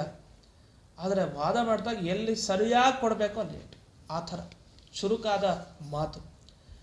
ವಾದಿಗಳಿಗೆ ತಲೆನೋವಂತೆ, ತಲೆನೋವಿಗೆ ಮಾತ್ರನೇ ಸಿಗಲಿಲ್ಲ ಪ್ರತಿವಾದಿಗಳಿಗೆ. ವಾಕ್ಯಾರ್ಥ ಕೂತ್ರೆ ಮಾತ್ರ ಎಲ್ಲೇ ತೊಗೊಂಬರ್ಬೇಕು. ವ್ಯಾಸರಾಜರಿಗೆ ಕೂತಿದ್ರೆ ಅದೇ ತಲೆನೋವಾಗುತ್ತೆ ಎಲ್ರಿಗೂ. ತಲೆನೋವು ಮಾತ್ರ ಇಲ್ಲ ಅವ್ರಿಗೆ, ತಲೆನೋವು ಶುರು ಆಯಿತು ಅಂತ ಅರ್ಥ. ಇಂಥ ಮಧುರ ಗುಣಶೀಲ. ಆದರೆ ಇಷ್ಟೆಲ್ಲ ವಾದ ಆಗತ್ತಲ್ಲ, ಅವ್ರ ಗುಣ ಮಾತ್ರ ಅಷ್ಟು ಮಧುರತೆ, ಅಂಥ ಗುಣ ಅವ್ರದ್ದು ಅಂತ. ರಾಯರ ಗುಣ ನೆನಪಾಗತ್ತೆ. ರಾಯರು ಎಂದಿಗೂ ತಮ್ಮ ಗ್ರಂಥದಲ್ಲಿ ಬೈಲಿಲ್ಲ ಯಾರು, ಹೀಗೆ ಕೆಲವರು ಹೇಳ್ತಾರೆ ನೋಡಿ ಅಂತ ಅಷ್ಟೆ. ವ್ಯಾಸರಾಜರ ಗುಣನೂ ಹಾಗೇ ಇತ್ತು, ಮಧುರ ಗುಣ ಅವ್ರದ್ದು. ಅಂದರೆ ತುಂಬ ಕಷ್ಟ. ಮನಸ್ಸು ಕಲ್ಲಿನಂತೆ ಕಠಿಣ ಆಗಬಹುದು ಬೇಗ, ಅದೇ ಮೃದು ಆಗೋದು ತುಂಬ ಕಷ್ಟ. ಎಂಥ ಸಂದರ್ಭ ಮೃದುವಾಗೇ ಇತ್ತು ವ್ಯಾಸರಾಜರದು. ವೈಷ್ಣವೋತ್ತಮ ಅಂತಾರೆ. ಹರಿ ಸರ್ವೋತ್ತಮ, ವಾಯುಜೀವೋತ್ತಮ. ಯಾರು ವೈಷ್ಣವೋತ್ತಮ? ಪುರಂದರದಾಸರಂತಾರೆ ವ್ಯಾಸರಾಜರು ವೈಷ್ಣವೋತ್ತಮ ಅಂತ. ಇನ್ನು ಮುಂದೆ ನಾವು ಇದನ್ನು ಸೇರಿಸ್ಕೊಳ್ಬೇಕು. ಹರಿಸರ್ವೋತ್ತಮ, ವಾಯುಜೀವೋತ್ತಮ, ವೈಷ್ಣವೋತ್ತಮರೇ. ಹಾಗಾದರೆ ವ್ಯಾಸರಾಜರು ವೈಷ್ಣವೋತ್ತಮರು. ಸದ್ವೈಷ್ಣವ ವ್ರಜ, ವ್ರಜ ಅಂದರೆ ಗುಂಪು. ಎಲ್ಲ ವೈಷ್ಣವರಿಗೆ ಆನಂದ, ಲಕ್ಷದ್ವಿಜ ಕುಟುಂಬ ಸಂರಕ್ಷಕ ಅಂತ ಕೇಳಿದ್ವಿ. ಅವರಲ್ಲಿ ವೈಷ್ಣವ ವೈಷ್ಣವ ವೈಷ್ಣವ ಅಷ್ಟು ಆಗಮ ತುಂಬಿಕೊಂಡಿದೆ. ಅದಕ್ಕೆ ವೈಷ್ಣವ ಉತ್ತಮ ಅಂತ ಅವರನ್ನು ಕರೆದಿದ್ದು. ವೈಷ್ಣವ ಸುಪ್ರೀತ, ಯಾರೇ ವೈಷ್ಣವರಾಗಲಿ ವಿಷ್ಣು ಭಕ್ತರು, ಅವರು ಇಂಥ ಜಾತಿ ಅಂತಲ್ಲ, ಎಲ್ಲರಿಗೂ ಇವರನ್ನು ಕಂಡ್ರೆ ಇಷ್ಟ. ಇವರು ಸೂರ್ಯನೂ ಹೌದು, ಚಂದ್ರನೂ ಹೌದು. ಕಮಲಕ್ಕೆ ಸೂರ್ಯ ಇಷ್ಟ, ಚಂದ್ರ ಬಂದರೆ ಆಗಲ್ಲ, ಕಮಲ ಮುದುಡೋಗ್ಬಿಡುತ್ತೆ. ಅಯ್ಯೋ ಬೇಡಪ್ಪ ಈ ಚಂದ್ರ ಯಾಕೆ ಬಂದ. ಇನ್ನು ಕುಮುದಗಳಿಗೆ ಸೂರ್ಯ ಬಂದರೆ ತಡ್ಕೊಳ್ಳಿಕ್ಕಲ್ಲ, ಬೇಡಪ್ಪ ಸೂರ್ಯನ ಕಾಂತಿ ಆಗಲ್ಲ ನಮಗೆ ಅಂತ. ಇವ್ರಿಗೆ ಕುಮುದ ಇಡಿ, ಈ ಕಡೆ ಕಮಲ ಇಡಿ, ಎರಡಕ್ಕೂ ಬೇಕು ಇವರು. ಅಂದರೆ ಅವರೆರಡನ್ನೂ ಮೀರಿಸಿದ್ದಾರೆ ವ್ಯಾಸರಾಜರು. ಅಂಥ ವೈಷ್ಣವ ಕುಲದಲ್ಲೇ ಉತ್ಕೃಷ್ಟ ವೈಷ್ಣವ ಶಿಷ್ಟಾಚಾರ. ವ್ಯಾಸರಾಜರ ಬಗ್ಗೆ ಮಾತಾಡಬೇಕು ಅಂದರೆ 1000 ಬಾರಿ ಯೋಚನೆ ಮಾಡಬೇಕು, ಏನೂ ಸಿಗಲ್ಲ. ಶುದ್ಧವಾದ ವ್ಯಕ್ತಿತ್ವನೇ ಸಿಗೋದು. ಇದನ್ನು ಇಷ್ಟು ಜನ ಹೇಳಿದ ಮೇಲೆ ಅವ್ರ ಬಗ್ಗೆ ಮನಸ್ಸಾರೇನೂ ಕೂಡ ಅನ್ಕೊಳ್ಬಾರ್ದು. ಚೂರು ಕೂಡ ಎಲ್ಲೂ ಕೂಡ ತಪ್ಪಿಲ್ವೇ ಇಲ್ಲ ವ್ಯಾಸರಾಜರ ಚರಿತ್ರಾ ಭಾಗದಲ್ಲಿ. ಹೀಗೆ ವೈಷ್ಣವ ಶಿಷ್ಟ, ವೈಷ್ಣವೋತ್ತಮರಲ್ಲಿ ಅತ್ಯಂತ ಶಿಷ್ಟರು. ಏನಿದೆಯೋ ಆ ರೀತಿ ಆಚರಣೆ ಮಾಡಿಕೊಂಡು ಹೋಗ್ತಾ ಇರೋರು. ಅಂಥ ಇವರು ಹರಿ ಇಲ್ಲದ ಕ್ಷೇತ್ರ ವರಿಯದ ಮಹಾಮಹಿಮ. ದೇವರಿಲ್ಲ ಇಂಥ ಕಡೆ ಅಂತ ಗೊತ್ತಾಗಲೇ ಇಲ್ವಂತೆ. ಅಂದರೆ ಎಲ್ಲ ಕಡೆ ದೇವರಿದ್ದಾರೆ ಅಂತ ತಿಳ್ಕೊಂಡಿದ್ದಾರೆ. ನಾವೆಲ್ಲ ಹೇಗೆ ಅಂದರೆ ದೇವರಂದ್ರೆ ದೇವಸ್ಥಾನದಲ್ಲಿ ಮಾತ್ರ, ದೇವ್ರ ಮನೇಲಿ ಮಾತ್ರ ಅಂತ. ನಮ್ಮ ಒಳಗಡೆ ಸುತ್ತಲೂ ಮುತ್ತು ಎಲ್ಲ ಕಡೆ ಇದ್ದಾನೆ ಅಂತ ಅವ್ರು ತಿಳ್ಕೊಳ್ತಾರೆ, ನಾವು ಒಂದೇ ಕಡೆ ತಿಳ್ಕೊಳ್ತೀವಿ. ಇದು ನಮಗೂ ಅವ್ರಿಗೂ ಇರೋ ವ್ಯತ್ಯಾಸ. ಹೀಗಾಗಬಾರ್ದು ಅಂತ ಹರಿಕೃಷ್ಣ ಚರಣ ಸರಸೀರುಹ ಭೃಂಗ ಕಮಲದಲ್ಲಿ ಭ್ರಮರದಂತೆ. ಈ ಭ್ರಮರಕ್ಕೇನಂದ್ರೆ ಹೂ ಸಿಕ್ಬಿಟ್ರೆ ಮಕರಂದ ಹಿಡ್ಕೊಳ್ತಾ ಅಲೇ ಸುತ್ತಾಡ್ತಾ ಇರುತ್ತೆ, ಹಾಗೆ ಸುತ್ತಾಡ್ತಾ ಇರ್ತಾರೆ. ಆದರೂ ಸಾಮಾಜಿಕ ಉದ್ಧಾರ ಮಾಡ್ತಾರೆ ಅಂದರೆ ಎಂಥ ದೊಡ್ಡ ವಿಷಯ, ಕಾರ್ಯಗಳನ್ನು ಮಾಡ್ತಾರೆ. ಅಂಥ ಗುರು ಪುರಂದರ ವಿಠ್ಠಲನೇ ಪರದೈವವೆಂದರು. ಪುರಂದರ ವಿಠ್ಠಲ ಗುರು ಅತ್ಯಂತ ಶ್ರೇಷ್ಠ. ಅವನು ಹರಿಸರ್ವೋತ್ತಮತ್ವವನ್ನು ಎಲ್ರಿಗೂ ಸಜ್ಜನರಿಗೆ ಹೇಳಿ ಹೇಳಿ ಪೊರೆವ ವ್ಯಾಸಮುನಿರಾಯ, ರಕ್ಷಣೆ ಮಾಡಿದ ವ್ಯಾಸಮುನಿರಾಯರು ಅಂತ ಅವರ ಗುರುಗಳ ಬಗ್ಗೆ ಪುರಂದರದಾಸರು ಸೊಗಸಾಗಿ ಕೀರ್ತನೆಯನ್ನು ರಚನೆ ಮಾಡಿದ್ದಾರೆ. ಕೃಷ್ಣದೇವರಾಯ ಒಂದು ಮಾತು ಹೇಳ್ತಾನೆ, ನಮ್ಮ ಗುರುಗಳು ಏನು ಹೇಳ್ಕೊಟ್ರು ಗೊತ್ತಾ ನನಗೆ ಜೀವನದಲ್ಲಿ. ಅವನೊಬ್ಬ ದೊಡ್ಡ ಕವಿ ಕೃಷ್ಣದೇವರಾಯ, ಸಂಸ್ಕೃತ ಕಾವ್ಯ ಗ್ರಂಥಗಳನ್ನು ಬರೆದಿದ್ದಾನೆ. ಮೊದಲ ಮಂಗಳಾಚರಣೆ ಮಾಡ್ತಾ ಎಲ್ಲ ಹೇಳ್ತಾನೆ ಕೊನೆಗೆ ಏನಂತ, ಎಲ್ಲ ಪುರಾಣ ಇತಿಹಾಸ ವೇದ ಎಲ್ಲ ತಿರುಗಿಸಿ ನನ್ನ ಮುಂದೆ ಚರ್ಚೆ ಮಾಡಿ ನನಗೇನು ಹೇಳ್ಕೊಟ್ರು ಅಂದರೆ ಸರ್ವೋತ್ತಮತ್ವವನ್ನು ಯಾವಾಗಲೂ ಎಲ್ಲ ಕಡೆ ಪ್ರಚಾರ ಮಾಡುತ್ತ. ದೇವರು ಸರ್ವೋತ್ತಮ, ಮಹ್ಯಂ ಮುದಾದತ್ತವಾನ್ ಅಂತ ಹೇಳ್ತಾರೆ ಕೃಷ್ಣದೇವರ. ನನಗೆ ಪ್ರೀತಿಯಿಂದ ನನಗೆ ಈ ತತ್ವ ಹೇಳ್ಕೊಟ್ರು ಅಂತ. ಅಂದರೆ ಇದೆಲ್ಲ ಗೊತ್ತಿತ್ತು ಕೃಷ್ಣದೇವರಾಯನಿಗೆ. ಕೊನೆಗೆ ಹೇಳಿದ ಸಾರ ಇದೆ ಹರಿಸರ್ವೋತ್ತಮತ್ವ. ಅದಕ್ಕೆ ನಾವು ಹರಿಸರ್ವೋತ್ತಮ ವಾಯುಜೀವೋತ್ತಮ ಅಂತೆಲ್ಲ ಹೇಳ್ತೀವಿ. ಆಮೇಲೆ ವ್ಯಾಸರಾಜ ವೈಷ್ಣವೋತ್ತಮ ಅಂತ ಹೇಳಬಾರ್ದೆ, ಅದನ್ನು ಹೇಳ್ಬೇಕು. ಪುರಂದರದಾಸರಲ್ಲಿ ತಿಳಿಸ್ಕೊಟ್ಟಿದ್ದಾರೆ. ಹರಿಸರ್ವೋತ್ತಮತ್ವ ಸ್ಥಾಪನೆ ಮಾಡಿದ ಕೀರ್ತಿ ವ್ಯಾಸರಾಜರಿಗೆ, ವಾಯು ಜೀವೋತ್ತಮತ್ವ ಸ್ಥಾಪನೆ ಮಾಡಿದ ಕೀರ್ತಿ ವ್ಯಾಸರಾಜರಿಗಿದೆ. ಅವರ 3 ಗ್ರಂಥ ನೋಡಿ ನೆನಪಾಗುತ್ತೆ ನಮಗೆಲ್ಲ. ಇಂಥ ಅದ್ಭುತವಾದ ಕೀರ್ತನೆಯನ್ನು ಪುರಂದರದಾಸರು ಏನು ಮಾಡಿಕೊಟ್ಟಿದ್ದಾರೆ. ಶ್ರೀಪಾದರಾಜರು ರಚಿಸಿದ ಕೀರ್ತನೆ.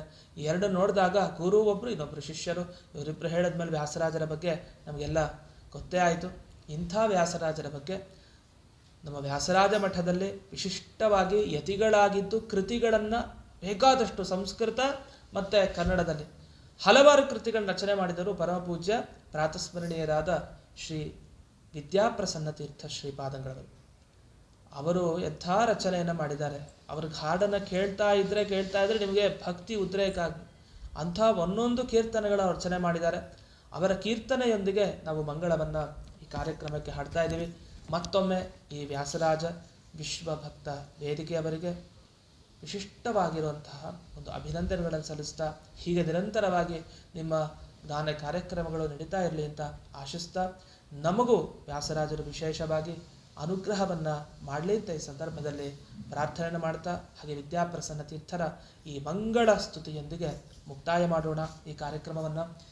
ಇವರ ಮಂಗಳ ಸ್ತುತಿ ನೀವು ಕೇಳಿದ ಮೇಲೆ ಪ್ರತಿನಿತ್ಯ ಹೇಳಲೇಬೇಕು. ನಿಮಗೆ ಮಂಗಳ ಆಗಬೇಕು ಅಂದರೆ, ನಿತ್ಯ ಮಂಗಳ ಅಭಿವೃದ್ಧಿ ಆಗಬೇಕು ಅಂದರೆ ಇಂಥ ಕೀರ್ತನೆ, ಸೊಗಸಾದ ಕೀರ್ತನೆ ಯತಿಗಳಾಗಿದ್ದು ಅದೇ ವ್ಯಾಸರಾಜ ಮಠದ ಪರಂಪರೆಯಲ್ಲಿ ಬಂದಂತಹ ವಿಶಿಷ್ಟ ಯತಿಗಳು ಅವರು. ಅಂಥ ಕೀರ್ತನೆಯನ್ನು ಈಗ ಆಲಿಸೋಣ. ಕಾರ್ಯಕ್ರಮವನ್ನು ಹಾಗೆ ಮುಕ್ತಾಯ ಮಾಡೋಣ. ಶಿಷ್ಟ ಜನರುಗಳಿಗೆ ಸತತ ಇಷ್ಟಾರ್ಥಗಳನೆ ಕೊಡುವ ಭೈಷ್ಮೀ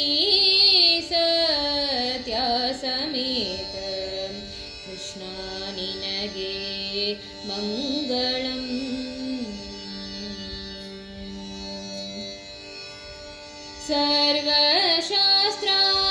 सर्वशास्त्रार्थगणनरितु दुर्वादी मतवनळिदु सर्वज्ञाचार्य पूजित कृष्णा निनगे मङ्गलम् लेसागी मध्वशास्त्रव भूसूरರಲ್ಲಿ ಅರುಹಿದ ವ್ಯಾಸಾರ್ಯ ವರಕರಾರ್ಚಿತ ಕೃಷ್ಣಾ ನಿನಗೆ ಮಂಗಳಂ ಘನ್ನ ಶ್ರೀ ವ್ಯಾಸಯತಿಗಳ ಉನ್ನತ ಪೀಠಪತಿಗಳಿಂ ಚೆನ್ನಾಗಿ ಪೂಜೆಗುಂಬ ಪ್ರಸನ್ನ ಕೃಷ್ಣಗೆ ಮಂಗಳಂ ಘನ್ನ ಶ್ರೀ ವ್ಯಾಸಯತಿಗಳ ಉನ್ನತ ಪೀಠಪತಿಗಳಿಂ ಚೆನ್ನಾಗಿ ಪೂಜೆಗುಂಬ ಪ್ರಸನ್ನ ಕೃಷ್ಣಗೆ ಮಂಗಳಂ ಶಿಷ್ಟ ಜನರು ಗಳಿಗೆ ಸತತ ಇಷ್ಟಾರ್ಥಗಳನೆ ಕೊಡುವ ಭೈಷ್ಮೀಸ ತ್ಯಾಸಮೇತ ಕೃಷ್ಣಾ ನಿನಗೆ ಮಂಗಳಂ ಕೃಷ್ಣಾ ನಿನಗೆ ಮಂಗಳಂ.